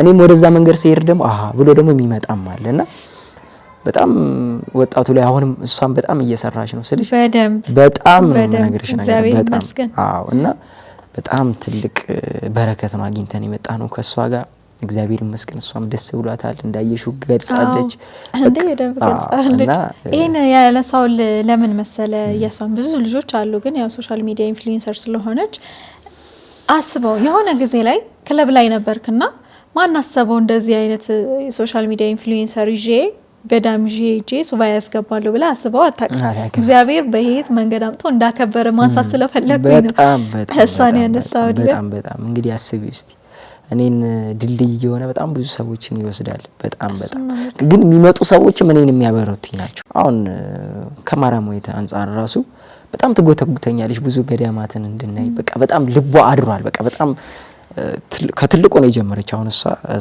ኢየሩሳሌም ነበረች እናቷን ወስዳ እዛ ከዛ ነው የጀመረችው የዚህ ሀገር ገዳማትን አሁን ነው ማየት የጀመረችውና እንዴት በቃ ደስ እንደሚል እሷም በጣም ነው የምታበረታኝ ከመነግርሽ በላይ እንደዚህ ገዳም አንሄድም የዚህ ሳምንት ቅዳሜ ነው ደረሰኩ የሆነ ገዳም እንሄድ እንደዚህ እና እኔ ብቻ አይደለም ድልይ እግዚአብሔርም በህይወቴ እንደዛ አይነት ሰው የሚያመጣው እኔንም ሊያበረታኝ ነው እነሱም የሚሰጡኝ ብርታት ቀላል አይደለምና እግዚአብሔር ይመስገን ለዚህ መብቃት ትልቅ ነገር ነው በጣም ትልቅ ነገር ነው ማለት ብዙ ቤተክርስቲያኖችን አግዘሃል በጣም ብዙ ገዳሞችን ይዳል በጣም ብዙ ገዳሞችን ይዳል ይሄ ማለት በጣም በትንሽ ጊዜ ውስጥ ማለት ነውና ጭምን አለኝ ራሴ እሱ ሄደበት በሄድ ያልኳቸው ብዙ ገዳሞች አሉ በቃ አንዳንዴ የምትጓጓላቸው ቦታዎች የለም ከዛ አልፎ ተርፎ ደግሞ ብዙ ሰዎችን እንግዲህ ከሶሻል ሚዲያ ኢንፍሉዌንሰር ጀምሮ እስከ ወንድም እህቶች ጓደኞች ባለሙያ ውስጥ ያሉትን ሁሉ አንተ መረማመጃ ሆነ እዛ ቦታ እየወሰድካቸው ነው ግን ደስ ያለኝ ሐሳብ ምን መሰለ አንተ ብቻ አይደለም የነሱ ብርታት እነሱ ራሳቸው ያንተ ብርታት ናቸው የነሱን ፍላጎት የነሱን ጉጉት ስታይ አንተ ሞር እየተሰማ ኮንፊደንስ ይሰማሃል ይሄ በቃ እየጨመረ ነው ስሜቴ መንፈሳዊ ነገሩነቱ ራሱ እየጨመረ ነው የሚመጣውና እግዚአብሔር የሚያገናኘን እርስ በርስ ሊያስተምረን አሁን እኔ ያገኘው ስለ ድሮ አርሴማ ኦብቪየስሊ በጣም ብዙ ጊዜ ሰምቻለሁ ሰማለሁ እውነት ለመናገር እንደው እግዚአብሔር በሚያውቀው ግን እንዲ ዲቴል ሰምቻለሁ ወይ መስማት ሳልፈልግ ቀርቼ ሳይሆን ወይ አልሰማውትም ወይ የሚያስረዳኝ ሰው የለም ወይ አልፈዋለሁ እና እግዚአብሔር በሚያውቀው ካንተ ነውና በሄድ አልኩ እኮ እዚህ ቁጭ ብዬ ቤት ወይኔ በሄድ እኮ ይሄ ነገር ይተፈታል ላይክ ወደ ችግሬ ነው የገባው በጣም ወደ ችግሬ ነውና ምናልባት ምክንያት ይሆናል ይሄ ኢንተርቪው እንደ ቀላል ነገር አልተገናኘንም ረጅም ጊዜ ፈጅተን ኦልሞስት ከአመት በኋላ ነውና እኔ ደግሞ ደርሼ ስመጣ ደግሞ ከኋላዬ ደግሞ በጣም ብዙ ሰዎች አሉ እሞስዳቸው አየካ አይደለ ስበቱን በቃ እግዚአብሔር በምክንያት ነውና እኔ አሁን እቺን ነገር ካወራናት ከተነጋገርናት ሰዓት ደቂቃ አንስቶ በእውነት ነው ማለት በቃ እግዚአብሔር አይሆነ በቃ ከኔ የፈለገው ነገር አለ አርሴማ ፈልጋኛለሽ ብዬ እንዳስብ አድርጎኛልና እዛ ቤት ሁሉንም ነገር ደግሞ እንደሚፈታ ግልጽ አድርጋ ነግረኛል ላይክ እምነት በቃ ይሄ ነው እግዚአብሔር በምን አድርጎ እንደሚያገናኝ አታውቅምና ቅድስት አርሴማ ለደጇ ታውቀኝና እናንተ ለመመስከር ያውቀው ደግሞ መሰክራለሁ ተሳክቶልኝ በእርግጠኝነት ምክንያቱም ውስጥ አምኗል አሁን አምኗል ተው አሁን በዚህ ሰዓት አምኛለሁ በቃ እሱ ነው እኮ ድህነት እሱ ነው እኮ እምነት እኮ በዚህ ሰዓት አምኛለሁ በሄድ እኮ ይሄ ነገር ይፈታል ሁላ ብዬ እስከማሰብ ደርጃለሁ በዚች ደቂቃና እግዚአብሔር ሁሉንም ነገር የሚያደርገው ለምክንያት ነው ለበጎ ነው በተለይ ደግሞ በተናቀ ሰው ላይ ይሰራል እግዚአብሔር በዳዊት ላይ ሰርቷል እግዚአብሔር በዮሴፍ ላይ ሰርቷል በተናቀ ሰው ላይ ይሰራል በተናቁ ሰዎች ላይ ሲሰራ ደግሞ እጅግ በጣም በሰፊው ነው የሚሰራው ዳዊት በጣም ሕፃን ልጅ ነበር እግዚአብሔር እሱን ሲመርጠው ማለት ነው በምክንያት ነው አምጥቶ እዚህ ጋር የሚያስቀመጠ አሁን ህይወት እንዴት ነው ህይወት ደስ ይላል በጣም ስንት ፎሎወርስ ደረስክ ኦልሞስት አሁን ትንሽ ነው የቀረኝ 1.6 ልገባ ነው 1 ሚሊዮን ገብቷል 1 ሚሊዮን 6 አንቺ አትከታተይም እንዴ ነው ከተተላለኝ 1 ሚሊዮን 600 ሺህ ገብታ ወደ 2 ሚሊዮን እየተጠጋ ነው ወደ መንፈሳዊ ስትመጣ 400 ሰብስክራይበርስ ነው 400 ሺህ አስበው ስንት አመት ሆነ አሁን ወደዚህ አሁን ደስ ይላል 2 አመት መንፈሳዊ ከገባው 2 አመት ምናልባት ባለማዊ ቢሆን ይሄን ሁሉ ተከታይ ላታገኝ ይችላል አው ምን አለ መሰለሽ ተከታይ ሊኖር ይችላል ስልሽ ያው ባለማዊ ሲሰራ ሁሉም ወገን ነው ፎሎ የሚያደርግሽ ሙስሊሙም ፕሮቴስታንቱም ምኑም ነው የሚያደርግሽ ለምን እምነት አንድን ዲፕ እምነትን ብቻ ወክዬ አይደለም መሰራው እኔ እንደማሆን የሚያደርገኝ ምንድነው ኦርቶዶክሱ ብቻ ነው የሚያደርግ ፎሎወር ሊኖር ይችላል 3 ሚሊዮን ልገባ ይችላል በዛ ከቀጠልኩ ግን ይሄን ሁሉ ክብርና ይሄን ሁሉ ኳሊቲ ያለው ሰው አላገኝም ነበር። እያንዳንዱ የኔ ፎሎወሬ በቃ ከምነግርሽ በላይ እኔ በጣም ሰፖርት የሚያደርጉኝ ፎሎወር በበዛ አይደለም። በቃ ይሄ ፎሎወር ለኔ በቃ ትልቅ ነገር ነው። በቃ ትልቅ በቃ ብዙ እኮ ነው 1.6 ራሱ በጣም ብዙ ነው እንዴ! በጣም ብዙ ነው 1.6 ቀላል አይደለም። በጣም ብዙ ነው። በጣም ብዙ ቤተሰቦችን ያፈራውበት ውጭ ሀገርም እዚህ በጣም ብዙ ቤተሰቦችን ያፈራውበት ነው በመንፈሳዊነት መግባቴና እድለኛ ነኝ እኔ ፎሎወር ማተር አያረግም ለኔ ሰው ነው። በቃ እነዚህ ሰዎችን እንኳን ማግኘት ለኔ በጣም ትልቅ ነገር ነው። እኔ በቃ 10-20 ሚሊዮን በቃ ለኔ እነዚህ ሰዎች እንደዚህ ናቸው እና እግዚአብሔር ይመስገን አሁን በዚህም 2 ሚሊዮን 3 ሚሊዮን እንገባ አረጋና 10 ሚሊዮን እንደርሳለን። ደስ ነው ያለኝ እና ዛሬ ስላገኘው እንዳልኩክ ነው እኔ እዚህ ጋር ኢንተርቪው ብቻ ሳይሆን የራሴን የህይወት መስመርም ያስተካከልኩበት ነው ያለው እግዚአብሔር ይጨመርበትና ማለት ነው። ወጣትነታችንን እንዴት እናሳልፍ? እስቲ ወደ መጨረሻው ጥያቄዎቼ ስመጣ ወጣት ነህ፣ በወጣትነት ብዙ ነገር አይተህ ነው ድጋሚ ተመለስከውና እንዳንተ ብዙ ነገር ውስጥ ያሉ ወጣቶች አሉ። መውጣት ይፈልጋሉ ግን መውጣት ይፈራሉ። ለምንድን ነው የሚፈሩት መሰለ? ንጹህ ነን ብለው አያምኑም። እንመጥናለን ለዛ ቦታ ለቤተ መቅደስ እንመጥናለን ብለው አያስቡም። ለመውጣት የሚችሉ አይመስላቸውም። እንደውም ምን አጋጣሚ መሰለ እዚህ ጋር የሆነ ልጅ ነበረ እንደዚሁ በጣም እንደውም ካንተ በጣም የባሰ ነው የመጠጥ የሱሶችም ሱስ ነበረበትና መቶ ታሪኩን ከተናገረ ምናምን በኋላ በጣም ብዙ ሰው ይደውልልን ነበር። እኔ እኮ ከሱ የባስኩ እኮ እንደዚህ ውስጥ ነኝ ግን ይወጣል ብዬ አላስብም ነበር። አየ ያ ልጅ መቶ እዚህ ጋር መናገሩ ማለት ነው ለካ ይቻላል የሚለው ነገር ሌላ ሰው ውስጥ እንዲያድር አድርጓል። እንደውም ያ ልጅ ራሱ ወጥቶ ከዛ ህይወት ወጥቶ እዚህ መቶ ምስክርነት አድርጓልና ምን ትላለህ አንተ? እንደዚህ አይነት ሁለት ቦታ ያሉ ወጣቶች አሉ በመንፈሳዊ ባለማዊ መለወጥ ፈልገው ግን ደግሞ የሆነ ነገር ያዛቸው ልጆችም አሉና ከራስ ከህይወት ልምድ አንስተ እሱን ማሸነፍ ነው እግዚአብሔር የሚወደው። እንዳልኩሽ ነው ወደ መጥፎ ስንሄድ አይከለክለንም ፈጣሪ ለነጻ ፈቃዳችን ትቶናል ብዬሻለሁና አንደኛው ልብ ፍላጎት የምር ነው የፈለጉት ከዛ ነገር ለማውጣት ለይምሰል ነው ወይስ ከልባቸው ነው? ከልባቸው ከሆነ እግዚአብሔር እንደዚህ በእጁ ነው የሚቀበልሽ ምንም ነገር የለውም። ሁለተኛ በሱስ አሁን ድሮ በሰው ሱስ ፈርድ ነበር ማለት ምን ሲጋራ ጫት አተው እንደ ቃላ ነገር መተው እኮ ነው ነበር አይደለም። በቃ ስማር በዚህ አጋጣሚም ፍጹም ፍስሐ ንቁ ህይወት ሚዲያ ባለቤት ፍጹም ፍስሐ በጣም ጎበዝ በዚህ ዙሪያ ይሰራል እና ምንድነው እሱ ሲያስተምር የሰሙ ሱስ አሁን የሆነ ነገር ስንቀበል ድብቁ አእምሮ ክፍላችን አለ ሰብኮንሺየስ ማይንድ የሚባለው እሱ የሆነ ነገር ካስለመድ ከያዘው ከዛ በኋላ ለመውጣት ከባድ ነው። ሱስ አሁን ዛሬ አንድ መታጨሽ ሁለት መታጨሽ ጋር ታለማምጂዋለሽ አይደል ይይዛል። ከዛ አንቺ ባትፈልጊም ያስደርግሻል እንዲደብርሽ አድርጎ ያስደርግሻል ያንን ነገር እና ከዛ ነገሮች ለመውጣት ስታስቢ በስሞል ስቴፕ ነው የምትወጪው። በስሞል ስቴፕ ማለት ፈረንጆች ምን ይላሉ? ስፖርት መጀመር ካሰብክ መጀመሪያ የምታደርገው ከእንቅልፍ እንደተነሳ አልጋ ላይ ወረድ ብለ አንድ ፑሽ አፕ እየሰራ ወደ ስራ ሂድ ይላል። ማስለመድ ይሄን ሰብኮንሺየስ ማይንድሽን ማስለመድ ማለት ስትነሽ አንድ ታስለምጂዋለሽ ከዛ ራሱ ያስደርግሻል ያሰራሻል። ሱስም እንደዛ ነው በስሞል ስቴፕ ትወጫለሽ። 10 የምታጨስ ከሆነ እየቀነሰ አንድ የሚተው ነገር የለም። ከዛ ከመንፈሳዊነት ጋር ከጸሎት ጋር ጌታዬ አግዘኝ እያልሽ እነዛ ነገሮች ለመቀነስ ማሰብ መጀመሪያ የልብ ፍላጎት ይፈልግ ልብሽ በቃ የምር ፈልጓል ወይ ነው እንጂ ሁሉም ነገር ቀላል ነው። በቃ ድብቅ ብለሽ የመጣ ያን ስሜትን አሸንፈሽ እግዚአብሔር አንቺን ቢካልሽ በሰው ይጣራሻል። እኔ እንደጣራኛል በሰው በቃ እነዛም ሰው በሰው የሚጣሩ ከሆነ ሂዶ በቃ ጨከን ብሎ እኔ አሁን ያን ሁሉ ነገር ቫይቡን በቃ ትቼ ነው ያርጉት አይደል? እነሱም እንደዚህ ያችን ታይሚንግ ይፈልጋል እግዚአብሔርም ፈልገሽ ሄድሽባትን ታይሚንግ ወደኔ መጥቷል ከዛ እግዚአብሔርም ያግዝሻል። በቃ መሄድ ድብቅ ብለሽ እንዳልኩሽ ጆራሴን በጣም በብዙ ሱስ በብዙ በቃ እንደዚህ በጩው የሚወጋጉ ልጆች ናቸው። እዛ እግዚአብሔርን ፈልገው ስለሄዱ በቃ በረከት ሰጥቷቸው እዛ የበረከት ስራ ይሰራሉ። ገንዘባቸው ተባርኮላቸው ትዳር ይዘው እዛው ቆርበው ተጋብተው ምናምን የሚኖሩ ሰዎች አሉና ያችን ብቻ አምነው አሸንፈው መሄድ ወደዛ ቦታ እግዚአብሔርን ፈልገው እንጂ ማይሳካ ነገር የለም። እና ዋናው የልብ ፍላጎትና ያችን ነገር ሰብሮ አንድ ሰብሮ መሄድ ከዛ ከጸሎት ጋር ሲሆን ሁሉም ነገር ይስተካከላል። የራስ ጥረትም አስፈላጊ ነው። ጥረታ አንዳንድ ሰዎች እንዲህ ከህይወት ገጠመኛቸው ሲነግሩኝ የሆነ ነገር ይፈልጉና በጣም በሚገርም ሁኔታ ፈጣሪ እስኪያደርግላቸው ይጠብቃሉ። እንዴ ለምን እንደዚህ አታረግም? አይ ፈጣሪ ጊዜው ይድረስ ላይክ አይረዱም ብዬ ነው ማስበው። አንድ እርምጃ ስራመድ ነው ፈጣሪ የሚፈቅደው። አሁን እኮ እኔና ያንተን ኢንተርቪው እግዚአብሔር ፈቅዶ ነው የመጣው። ግን ቤት ቁጭ ብላ አይደለም ተራምደ ነው ከሩቅ ቦታ ቢሮዬ ድረስ መተ ነው። አንዳንድ ሰው ግን እንዲህ ኢንተርቪው እግዚአብሔር ሲፈቅድ እዛ እንደዚህ ብሎ ነገር የለም። ምን ያልስማማበትም ስትሰራ ነው ስትሞክር ነው ስትጥር ነው የሚሳካል እንጂ ፈጣሪ ያውቃል ብለህ ቁጭ ካልክማ በቃ በስራም እኮ እንዲህ ነው። በዚህ አሁን ሰው ቁጭ ብሎ ቤት ያማርራል። ገብቶሻል? ያማርራል። የሆነ ድርሳለ እንደውም የቅዱስ ሚካኤል ድርሳለ ያለ ሰውየው ዝም ብሎ ይጨቀጭቋል። አረ ሚካኤል ወይ አረ እባክህ እንደው ትዳሬ ድፈታን እንደው ስራ አሰራኝ ይላል። ከዛ አንድ ሚካኤል ተገልጦ እንዴ ስራ እንጂ ስራ ነግድ፣ ከዛ ጠይቀኝ እባርክልሃለሁ አለው። ገብቶሻል? ቤትሽ ቁጭ ብለሽ አይደል? ከዛ ሰውዬ ስራ ሲጀምር መጥቶ ሚካኤል ባረከለት፣ አተረፈ፣ ነገደ።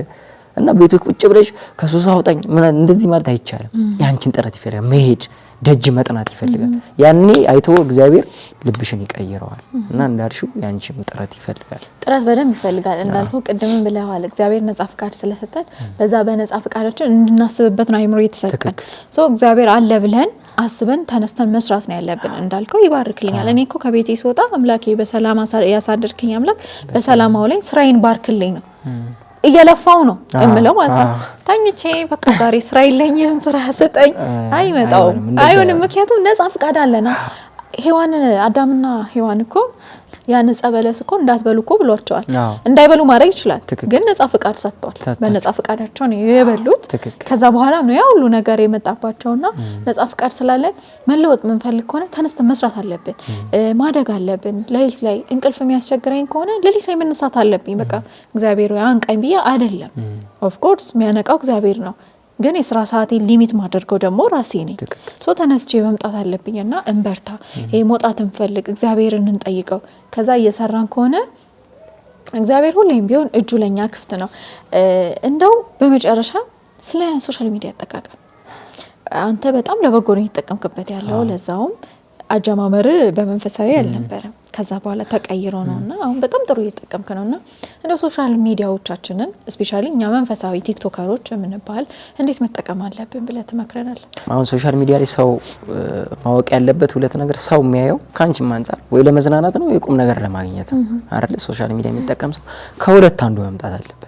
እኔ እንዳልኩሽ ድሮም ሰው ስለማዝናና ነው። ይሄ በቃ በስራ የተጨናነቀ ሰው ሚዲያ ሳይ ወይ ሊዝናናበት ወይ ሊማርበት ስለሚገባ እኔ የምገባው ወይ ልዝናና ነው ወይ ቁም ነገር ላገኝ ነው። ስለዚህ ሁለቱን መመረጥ፣ የሚያዝናናም ሲሆን ሰውን በማያስከፋ መልኩ ማለት ነው። ቁም ነገር የምትሰሪ ከሆነ እንደዛው። ከዛ ሶሻል ሚዲያ ምንድነው ይፈልጋል? ኮንቲኒቲ ይፈልጋል። ሚዲያው በቃ ሪኮመንድ እንዲያደርግሽ፣ በደንብ ቡስት እንዲያደርግሽ፣ እይታው እንዲጨምርልሽ ያንቺን ጥረት ይፈልጋል። በደንብ ቪዲዮ መልቀቅ፣ ክሬት ማድረግ፣ አክቲቭ መሆን ማለት ነው። ገባሽ? ዩቲዩብ አሁን ስትገቢ እንዴት ነው የምትጠቀሚ? እንደዚህ ገለጥ እያደረግሽ እንደሜኑ ታያለሽ አይደል? እንደሜኑ ገለጥ ስታደርጊ አሁን ኢታርት ሚዲያ እኔና ያንቺ ይመጣል አይደል? ሰው አሁን እኔ አማራጭ ይዤ ነው የምመጣው ሳይ ማለት ነው። ከዛ ወጣት ኮንኩ ደግሞ እንዳልኩሽ የሆነች አሪፍ ሴት የሆነ ፖስተር ምናምን ለጥፈት ያለሽ፣ ከዛ ደግሞ የሆነ ሰበር ዜና በዚህ እንትን የተባለው ልታይ ትችያለሽ። ገብቶሻል? ሰው ገልጦ አንቺ ኢታርት ውስጥ ይገባል አይደል? ያዝኔ ሲገባ ሰውን የምትይበት እየራሱ መንገድ አለው። ገብቶሻል? በቪዲዮሽ ማለት ነው። ሰው በቃ ገብቶ የሆነ ነገር ሊያገኝበት መሆን ያለበት ጊዜውን የሚያጠፋው። አሁን እኛን ሲያዩ በእርግጠኛ ብዙ ሰዎች ይማሩበታል፣ በጣም ብዙ ነገር ያደርጉበታል። እንደዚህ አይነት እንደ ኢታርት አይነት ሚዲያ በቃ ሲገባበት የሆነ ቁም ነገር ለማግኘት ወይ ደግሞ ሲገባበት ወይ ሰውን ለማዝናናት ከሁለት አንዱ መሆን አለበትና ሁለቱን አውቀው ኮንቲኒቲ ጠብቀው በደንብ መስራት እንጂ ሶሻል ሚዲያ ምን ያልቀየረው ሰው አለ ኢትዮጵያ ውስጥ? ሶሻል ሚዲያን ተጠቅሞ ሰው ስንት ደረጃ ደርሷልና ጊዜውን ዋጁ ይላል ራሱ ቃሉ እኮ። አረ ጊዜውን ማዋጀት፣ ጊዜው ባመጣ ነገር በሙሉ መስራት። ገብቶሻል? አሁን ትልልቅ አርቲስቶች ራሱ አንዳንድ የሆነ ኢጎ ሊኖርባቸው ይችላል፣ የአርቲስቱ ኢጎ። ገብቶሻል? ጊዜው ባመጣው ነገር ማትጠቀሚ ከሆነ ትበያለሽ፣ ትረሻለሽ፣ ትጠፋያለሽ። ስለዚህ ጊዜው ባመጣው ነገር መጠቀም አለብሽ፣ በቃ መስራት አለብሽ። እዛ ጋር በሆነ በፊልሙ በፕሮሞ ማታገኝ ከሆነ እዚህ ጋር ደግሞ ሶሻል ሚዲያሽን ከፍ አድርገሽ በሶሻል ሚዲያሽ ታገኛለሽ። ስለዚህ ጊዜውን መጠቀም። ያብዬ በጣም ደስ የሚል እውነት ቆይታ ነው ያደረኩት። እንዴት ነው ቆይታችን? አሪፍ ነበር። ግን ስለ ልብሴ ምንም አላነሳሽም። ለመጣ ነበር ግን አልመጣሽም። አልጨረስኩም፣ ጥያቄ ባይዜ አልጨረስኩም። አሁን ይሄ ከቁም ነገሩ ደግሞ ወጣ ብለን ትንሽ ደግሞ ልንጫወት ነበር ያሰብኩትና ስለ ልብሴ ጠይቀ ባይዘዌ እጅግ በህይወቴ መሄድ፣ መርገጥ፣ ማየት አልሄድሽም? በጣም የምፈልግበት ቦታ ቢኖር አክሱም ጽዮን ነው። በቃ ቁልቢ እና አክሱም ጽዮን ነበር በጣም ምኞቴ የነበረው። ያው ግሸን በጣም ረጅም ጊዜ ነው ከልጅነት ላይክ ረጅም ጊዜ ስለጀመርኩኝ ቁልቢ ሄጃለሁ። ቅዱስ ገብርኤል ፈቅዶልኝ የቅዱስ ገብርኤል ወዳጅ ነኝ። አክሱም ጽዮን ግን የሚገርም በዚህኛው ማስቤ ነበር አሳካልኝም እና እጅግ በጣም እኔ እንዴት እንደምነግር አላውቅም። በቃ ህይወቴ ሙሉ ይሆናል ብዬ ማስበው እዛ ቦታ ስራግጥ ነውና ስትመጣ ደግሞ አይቼ ካለኝ ቁጭ ነው ያደረጉት አይደል? በጣም ነው የሚያምረው። ማን ይሰራል? ማይ ዲዛይን ይባላል። እጄን ይባርከው፣ የምር እጄን ይባርከው። ማይ ዲዛይን በጣም እኔ ደግሞ ጎበዝ ልጅ ነው እንዳታስቢ። በቃ ራሷን እኮ ነው ቁጭ ያረጋት። እዚህ ጋር አክሱም እዚህ ሐውልቷ አለ፣ እዚህ ጽዮናዊ የፊቷ አለች። በጣም ጎበዝ ልጅ ነው እንዳልኩ። እጄን ይባርከው እና ጽዮን ካልሄድሽ መሄድ አለብሽ። እኔም ፈርስት ታይም ያሁኑ አመት ሄድኩት። እንዴት ነበር ስሜት?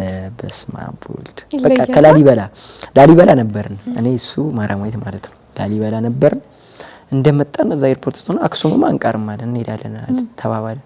ከዛ እዛው በቃ አየር ላይ ቆርጥ ትኬት በቃ አክሱም ዘንድሮ አያመልጠኝም ብዬ ማለት ነው። ያለፈው አመት እንጂ የተባልኩ አመልጦኛል ተዘናግቼ ማለት ነው።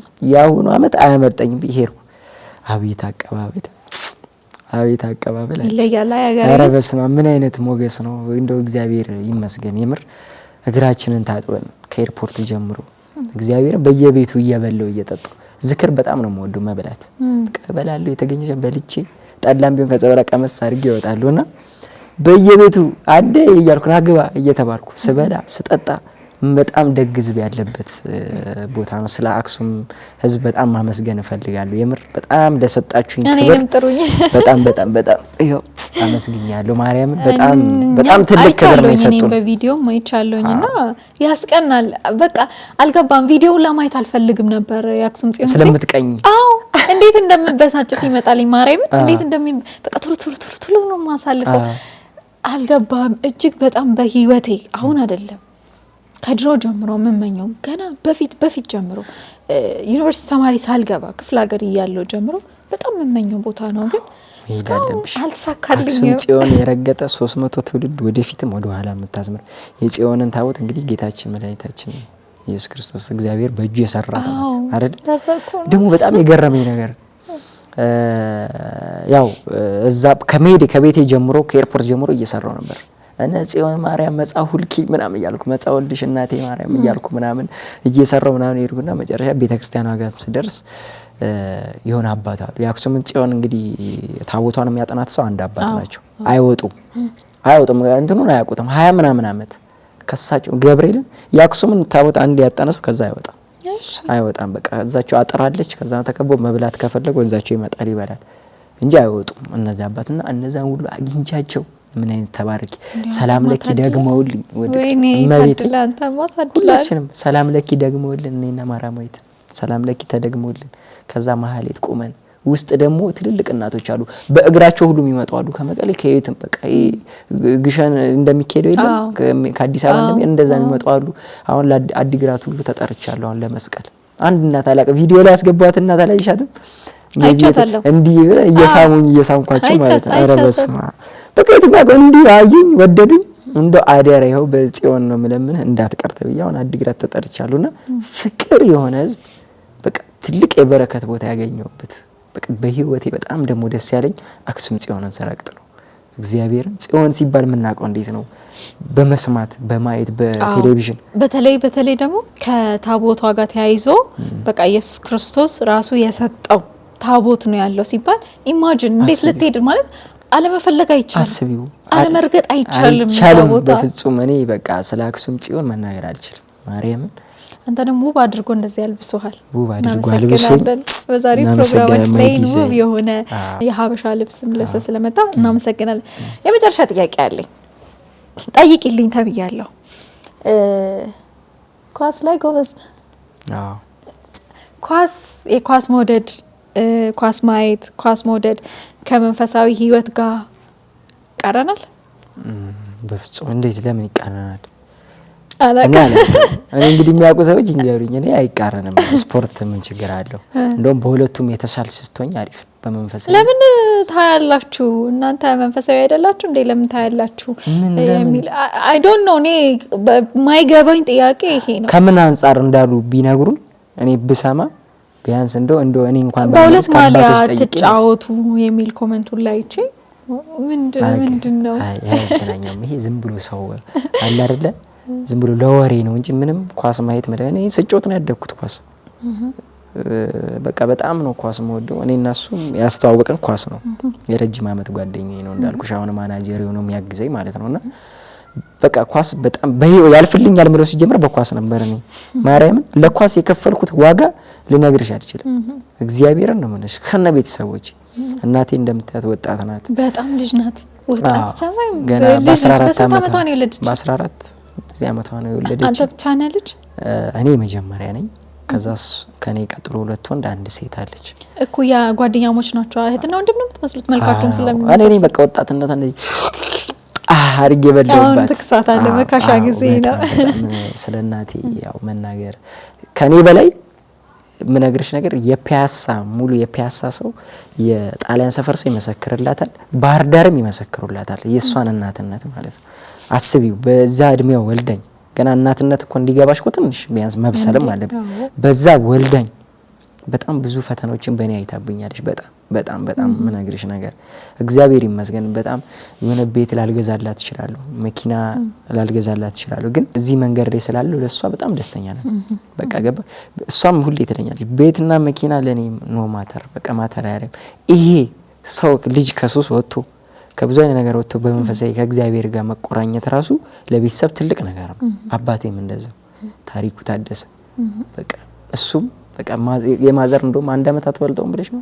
2 አመት ነው እንደዚህ ነው ፋዘርም በቃ ቡና ቀርቶ ነው ያሳደገኝ እኔ ቡና ቀርቶ እንደ ሴት ልጅ እግዚአብሔርን ነው መናገር ቡና ቀርቶ ነው ያሳደገኝ በጣም ነው እኔም ስለሱ መናገር አልችልም በቃ ለኔ ብሎ ወጣትነቱን ትቶ ከጓደኞቹ ርቆ እኛን ለማሳደግ ብሎ ብዙ ፊቶችን መከራዎችን አይቶ ያሳደገኝ አባቴ ነው እሱንም እናቴንም እንግዲህ እድሜና ጤና ይስጥልኝ አሜን ከዚህ በላይ እንዳስደስታቸው ከዚህ በላይ የሚፈልጉትን ወግ ማድረግ እንዳሳያቸው ያብቃኝ አሜን እንግዲህ የኢትዮጵያ ሕዝብ ጸሎት አድርጉልኝና ቤተሰቦቼ ለኔ ብዙ ዋጋ ከፍሎልኛልና በኳስ ምነግርሽ ነገር ዛሬ ትሬኒንግ ሰርቼ ነገ ጤና እሱ ያቃለ ዛሬ ትሬኒንግ ነገ ጤና ማለት ኳስ ነው የምንጫወተውና ከትልቅ በጣም በኳስ ዋጋ ከፍያለሁ በጣም ከመነግርሽ በላይ በቃ ምልመላ ሲባል እንሄዳለን እንጮታለን በዛ ላይ ደግሞ በጣም ጎበዝ ነኝ ኳስ ከመናገር ያያዘ አረ ኳስ በጣም ጎበዝ ነኝ እግዚአብሔርን እኔ ማላሻው ሰው ስለኔ ስለራሴ ማውራት ትንሽ ሊደብር ይችላል ሰው ቢመሰክር ይሻላል ግን ችሎታ ስላለኝ መሰከራለሁ እኔ ያው እንዴ ኳስ ጎበዝ ነኝ አላሽ በቃ ኳስ በጣም ጎበዝ ነኝ በቃ ኢትዮጵያ ናሽናል ቲም ምጫወት ልጅ ነበርኩ ማርያምን ነው የምነግርሽ ለኳስ በጣም ብዙ ዋጋ ከፍያለሁ ቢያስሞክሩኝ እንኳን ማያፍሩብኝ አይነት ተጫዋች ነበርኩ በጣም ጎበዝ ነኝ በቃ ለኳስ ዋጋ ከፍያለሁ ግን እግዚአብሔር ያው ያ አልሆነም ያ መንገድ አልሆነም ኳስ ኮ ሪፍሬሽ ማድረጊያ ኮን እንኳን ወንድ ኮ አሁን እኔም ለምሳሌ ደስ ይለኛል ማየት አይደል ያዝናናል ኳስ ሪፍሬሽ አደርጋለሁ ይደብሮኝ ምናምን ከሆነ በቃ ነቃላለሁ ያነቃቃኛልና ችግር ያለ አይመስለኝም እንዳልኩት እንተም እንዳልከው አንዳንድ ሰው አረዳድ ይሄ አጉል በቃ እኛንን ክርስቲያን ወይ ክርስትና ገብቶናል የሚሉ ሰዎች እንደዚህ ሰዎች በጣም ብዙ ሰው ከቤቱ ያባረራሉ ያባረሩም ነው ያሉት ከዚህ በፊትም አድርገውታልና ቆም ብለን ራሳችንን ማየት አለብን ምንድነው ኃጢአት ያለው ነው ምንድነው ከእምነታችን ጋር የሚጻረር ነው ምንድነው ማይጻረር ነው አሁን እሁድ ጧት ቅዳሴ ትቼ ኳስ ማይ ከሆነ ኦፍ ኮርስ ይሄ ችግር ነው ትክክል ይሄ ችግር ነው ምክንያቱም ከቅዳሴ በኋላ የሚደርስ ነገር ነው ማስቀደም ያለብኝ ያኛው ነው ግን ከዛ በተረፈ ምንም ነገር የለም ቤተሰቦች እንደም ላነሳል ነበር ቅድም አሁን አጠቃላ አነሳለኝና ስለናተ በጣም ልጅ ነች በጣም ነው የምትመሰሰሉትና ላይክ የመጀመሪያ ጊዜ እንደውም እናቴ ነች ብለ ቪዲዮ ሰራ ገርሙኛል እህቴ ነኝ መሰለች መልካቸውም ስለሚመሳሰል ቤተሰቦች በተለይ እናትና አባት ለመጀመሪያ ልጅ በጣም ዋጋ ይከፍላሉ የመጀመሪያ ልጅ በጣም ዋጋ ያስከፍላቸዋል አያውቁትም አዲስ ናቸው በዛ ላይ ደግሞ በልጅነታቸው ሲሆን የተመቻቸ ነገር ሳይኖር ሲቀር ደግሞ በጣም ዋጋ ይከፍላሉ ከዛ በሁለተኛ በሶስተኛ ልጅ እየተማሩ ነው የሚመጡትና ሁሌም ቢሆን ቤተሰቦች ለመጀመሪያ ልጆቻቸው 99 የኢትዮጵያ እናቶች ዋጋ ከፍለው መሬት ልሰው መስራት የሌለባቸውን ሰርተው ደክመው ነው ዛሬ ላይ ያደረሷቸው የመጀመሪያ ልጆችን እየተማሩ 2-3 ሲሆን እየተማሩ ነው የሚመጡትና ክብር ይገባቸዋል። ለቤተሰቦቻችን ዛሬ ላይ ለመቀመጣችን ትልቁ ነገራችን እሱ ነው። ያንተ ቤተሰቦችም አሁን ባለህበት በመንፈሳዊ በጣም ደስተኛ ናቸው። ምንም ነገር አይፈልጉም። በተመሳሳይ የኔ ቤተሰቦችም እንደዛ ናቸው። ከኔ ምንም ነገር አይፈልጉም። አሁን ባለውበት መንገድ እነሱ በለፉት መንገድ ስላገኙኝ ግን በቃ ለነሱ ያ ስኬታቸው ደስታቸው እና እዚህ በላይ ምን አለ ምንም ነገር የለም። አርቀው ነው ሁላ የሚያስቡት። በቃ ልጄ ቦታ ይዛ እንደዚህ ከእግዚአብሔር ጋር ኑራ ምናምን ነገር እንጂ እንዲያርጋልኝ ምናምን ነገር የሚሉ አይደሉምና እግዚአብሔር አምላክ ቤተሰቦቻችንን ይጠብቅልን። እንደው በመጨረሻ ቀረ የምትለው ሀሳብ ካለ ለወጣቶች ማስተላለፍ የምትፈልገው? እንኳን አደረሳችሁ በዓል ነው፣ በጣም ትልቅ በዓል ነው። እንኳን አደረሳችሁ ማለት የምትፈልጋቸው አካላት ካሉ እድል ውስጥ ያው በመጀመሪያ ያው ከምስጋናው ልጀምር። እንዳልኩሽ ቤተሰቦቼን ማመስገን እፈልጋለሁ። እናትና አባቴን ሳይማሩ አስተምረውኝ፣ ሳይለብሱ አልብሰውኝ፣ ሳይበሉ አብልተውኝ ያሳደጉኝ ቤተሰቦቼ እናቴን መሰረት ዘላለም ወይም ሜሮን፣ አባቴን ታሪኩን ታደሰን በጣም ነው ማመሰግነው። ከዚህ በላይ ሁኜ ደግሞ እንደማስደስታችሁ ተስፋ አደርጋለሁ። ሁለተኛ በዙሪያ ያሉ ሰዎች አሉ፣ ጓደኞቼ። የመጀመሪያው አጋዤ በረከት ነው። ሁሌም ካንተ ጋር አይጠፋም። ከስር ፎቶ ላይ እናስገባላችኋለን ተመልካቾቻችን። እሱ ነው የሚያበረታኝ፣ እሱ ነው በቃ ብዙ ነገር ማኔጅ የሚያደርገኝ። ሳትስልም ነው እየተቆጣ ምንም እያለ ከጎን የሚቆመው እሱ ነው። እኔና እሱንም በቃ ወደፊት ትልቅ ደረጃ እንደምንታዩን አንጠራጠርም፣ እንዳትጠራጠሩ። እና አንድ ጓደኛም አለኝ፣ ሙስሊም ነው፣ ኤንዲ ይባላል። የእስልምና እምነት ተከታይ ነው። ከምነግርሽ በላይ ከእምነቴም እንድበረታ የሚያደርገኝ እሱ ነው አንዱ ማለት ነው። ኢትዮጵያዊነት ማለት ደግሞ ይሄ ነው። በቃ እግዚአብሔርን ነው የምነግርሽ። እኔ እሱ እምነትን አልጋፋም፣ እሱም የኔ እምነት ያከብራል፣ እኔም አከብራለሁ። ሰው የፈለገውን እንትን ማድረግ ይችላል።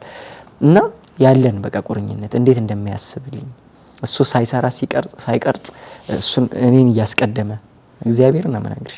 የሆነ ነገር ለማማከር ስፈልግ እያማከርኩት የሚያማክረኝ፣ የሆነ ነገር ሲበላሽልኝ ሂድ አንድ ገዳም ሂድ፣ ወይ ጅሩ ሂድ፣ አርሴማ ይሳካል፣ ጸሎት አድርገበትና እያለ የሚያግዝ ወንድምም አለኝ፣ እንድሪስ ይባላል። እሱንም በጣም አመሰግናለሁ። አክስትና አጎቶቼ አሉ፣ አቢሴሎም፣ ዮርዳኖስ፣ ደረጀ፣ በጣም ብዙ በዙሪያ ቤተሰቦቼ በቃ እንዳለ የኔ ሙሉ ቤተሰቦቼም ጨምሮ በጣም ማመስገን እፈልጋለሁ። ሲቀጥል በጣም መወዳቸው ማከብራቸው አባ አሉ፣ አቡነ መቃሪዎስ፣ ብፁዕ አባታችን አቡነ መቃሪዎስ አባቴ ናቸው፣ በጣም ቅርብ አባቴ ናቸው። እሳቸውንም በጣም ነው መወዳቸው ማከብራቸው፣ ትልቅ አባት ናቸው። እሳቸውንም እድሜና ጤና ይስጥልን፣ በጣም አመሰግናለሁ። ኮሜዲያን እሸቱን በጣም አመሰግናለሁ። ኮሜዲያን እሸቱ ያው የሚገርምሽ ነገር እንዲህ የምንገናኝ ሰዎች አይደለንም፣ ግን ስንገናኝ በቃ የሆነ በሶሻል ሚዲያ የሆነ የምታየው የሆነ ስህተት ካለ ወይም የሆነ ጥሩ ነገር ካለ እጄን ይዘው ከሶማሊ ይዘው አውጥቶኝ የሆነ ነገር እቺ እንደዚህ ያርጋት እንደዚህ የሚያረግ ሰው አይደለም፣ አይገኝም። እኔን ከሩቅ አይቶ ወይ መጠቋቋም ወይ እኮ እንደዚህ የሚል ሰው ወይ ጉድለቴ የሚነግር ሰው አይገኝም በዚህ ነው። ኮሜዲያን እሸቱን በጣም ማመስገን እፈልጋለሁ። ብዙ ጊዜ ሮል ሞዴሌ ነው ብያለሁ። በጣም ወዶ ማከብረው ሰው ነው። እሱንም ዲያቆን ሄኖክ ኃይሌን በጣም ነው የምወደው። በዚህ አጋጣሚ በጣም ከምነግርሽ በላይ በጣም ነው የምወደው። በሱ ትምህርቶች በጣም ብዙ ነገሮችን አግኝቻለሁ እና ዲያቆን ሄኖክ ኃይሌንም በጣም ነው የምወደው ማከብር። ሁለተኛ ማርዬን ማራማዊት አባተ እግዚአብሔር እኔንም ሊያበረተኝ ሲፈልግ እሷንም ወደ ህይወቴ ላካት። እሷንም በጣም ነው ማመሰግናት፣ በጣም ነው መወዳት። እሷንም ልቧን አይቀይርባት። በጣም ጥሩ ልብ ያላት ልጅ ናት ከምነግርሽ በላይ። ማርዬን ስትቀርቢያት ነው የምታውቂያትና ጥሩ ልብ ያላት ልጅ ናት። እሷንም እድሜና ጤና ይስጣት፣ መጨረሻዋን ያሳምርላት። አሜን አሜን። እንግዲህ ከረሳው ይቅር በሉኝ እንጂ ሁላችሁንም እወዳችኋለሁ፣ አከብራችኋለሁ። አንቺንም በጣም እንግዳ አድርገሽ ስለጋበሽኝ በጣም ነው የማመሰግነው። በነገራችን ላይ እኔ እናንተ የዛሬ ዓመት ግሸን አንድ ላይ ቁጭ ብለን ሻይ ጠጥተናል። 4 ቀን ልጅ ለምን እግዚአብሔር ቁጭ ብለን ሻይ አብረን ጠጥተናል። እራት አብረን በልተናል። አብረን ማለት አንድ ያው ግሸን ስትቀመጥ የሆነ ቦታ ላይ ሰብሰብ ብለን የምትቀመጥ አይደለ? ተሰብስበን እኔም ከሰው ጋር ነበርኩ፣ አንተም ከሰው ግን አንድ ማዕድ አንድ ጠረጴዛ ላይ ቀርበን ሻያችንን ዳቦ አለ ሚጋገር አምባሻ በልተን ቁጭ ብለን በጣም ረጅም ሰዓት ቁጭ እኔ አላየሁሽም አይተኛል ግን አታቀኝማ አንተ ይሄን ያህል አታቀኝ እንዴ አብረኝ ከኔ ጎን ነው የተቀመጥከው ፈጣሪ ግን እግዚአብሔር የፈቀደው ቀን ስለሆነ ነው አይ ቲንክ ይሄ ምክንያቱም ግሸንን የሚያክል ደብር በጣም አቡነ መቃሪዎስ ስትል ነው ትዝ ያለኝ እንደውም ከአቡነ መቃሪዎስ ጋር ራሱ ነበርክና ቁጭ ብለን ማታ ላይ እንደውም በጣም አምሽተናል አይ ቲንክ ዋዜማ 21 ሊሆን 20 ማታ ላይ ነውና በጣም ረጅም ሰዓት አብረን ቁጭ ብለን ነበር በዚህ አጋጣሚ በጣም አዎ ግሸን የመቶኛ ዓመት ሲከበር ለመጀመሪያ ቀን ሄድኩ የመቶኛ ዓመቱ አዎ ልክ ነህ እንደውም አንተ ቀድመን ሄድከው እዛ እንትን ሰርታችሁና ከደሴ ጀምሮ እየቀረስኩ ምናምን አይቻለሁ እኛ የበዓሉ ሲደርስ ነው የመጣ ነውና በሰላም ያደርሰን ነው አሜን አሁንማ ቤተሰቡ ነናል ብዙ ቦታ በነገራችን ላይ ብዙ ቦታ ሊወስደኝ ቃል ገብቷል የሶሻል ሚዲያ ሰው አንዱ ትልቁ ጉዳቱ ምን ነው ታውቃለህ አሁን እዚህ በአደባባይ የተናገርከው ነገር አላደርግም ካል መጥቼ አንቺ ፎቶ ለጥፈሽ ብቻ መስሎት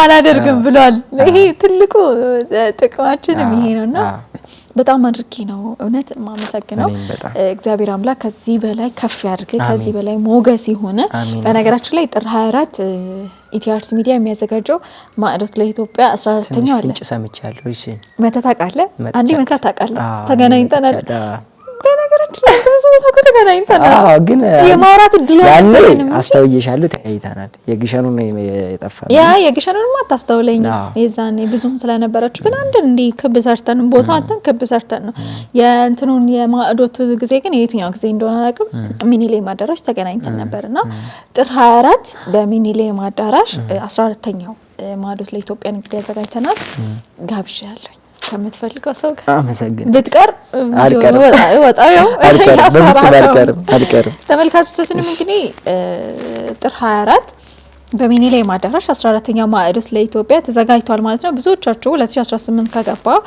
መቼ ነው ለምን ቆየ እያላችሁ ስትጠይቁን ነበር ያው ቀላል ነገር አይደለም ኢቨንት ማዘጋጀት በጣም ከባድ ነገር ነውና እንደዚህ ትልቅ ኢቨንቶች ሲሆኑ ደግሞ ከባድ ነው እንግዲህ ጨርሰን እግዚአብሔርን ፈቅዶ ተጨምሮበት ጥር 24 እናንተን እየጠበቀን እንገኛለን ማለት ነው ቲኬቶቹን በስር በመናስቀምጥላችሁ ስልክ ቁጥርና ድሮ በመታገኙአቸው ቦታዎች ታገኛላችሁ ለማለት እንወዳለን ያብዬ በጣም አመሰግናለሁ እግዚአብሔር ያክብርልኝ መልካም በዓል እግዚአብሔር ከዚህ በላይ ሞገስ ሆኖ ደግሞ በሌላ ነገር ምን ለመገናኘት ያብቃ አሜን በጣም ነው ማመሰግነው እንግዳችሁ ስላደረጋችሁኝ በቅርቡ እናንተም 1 ሚሊዮን መግባት አለባችሁ ዩቲዩብ ላይ ግድ ነው መግባት አለባችሁ ይሄን ቪዲዮ የምታዩ ሰዎች በሙሉ ኢቲአርት ሚዲያን ሰብስክራይብ አድርጉ ብዙ ሰው ያ ይወዳል ግን ሰብስክራይብ አያደርግም አሁን ብታሳይ ለሰው ወይኔ አያችኋለሁ ወይኔ አያደርግም ስለዚህ ሰብስክራይብ አድርጓቸው አበረታቷቸው እናንተንም በጣም ነው ማመሰግነው እግዚአብሔር ያክብርልኝ እናመሰግናለን በሚዲያችን ስም ማለት ነው ጥር 24 በሰላም ያገናኘን አሜን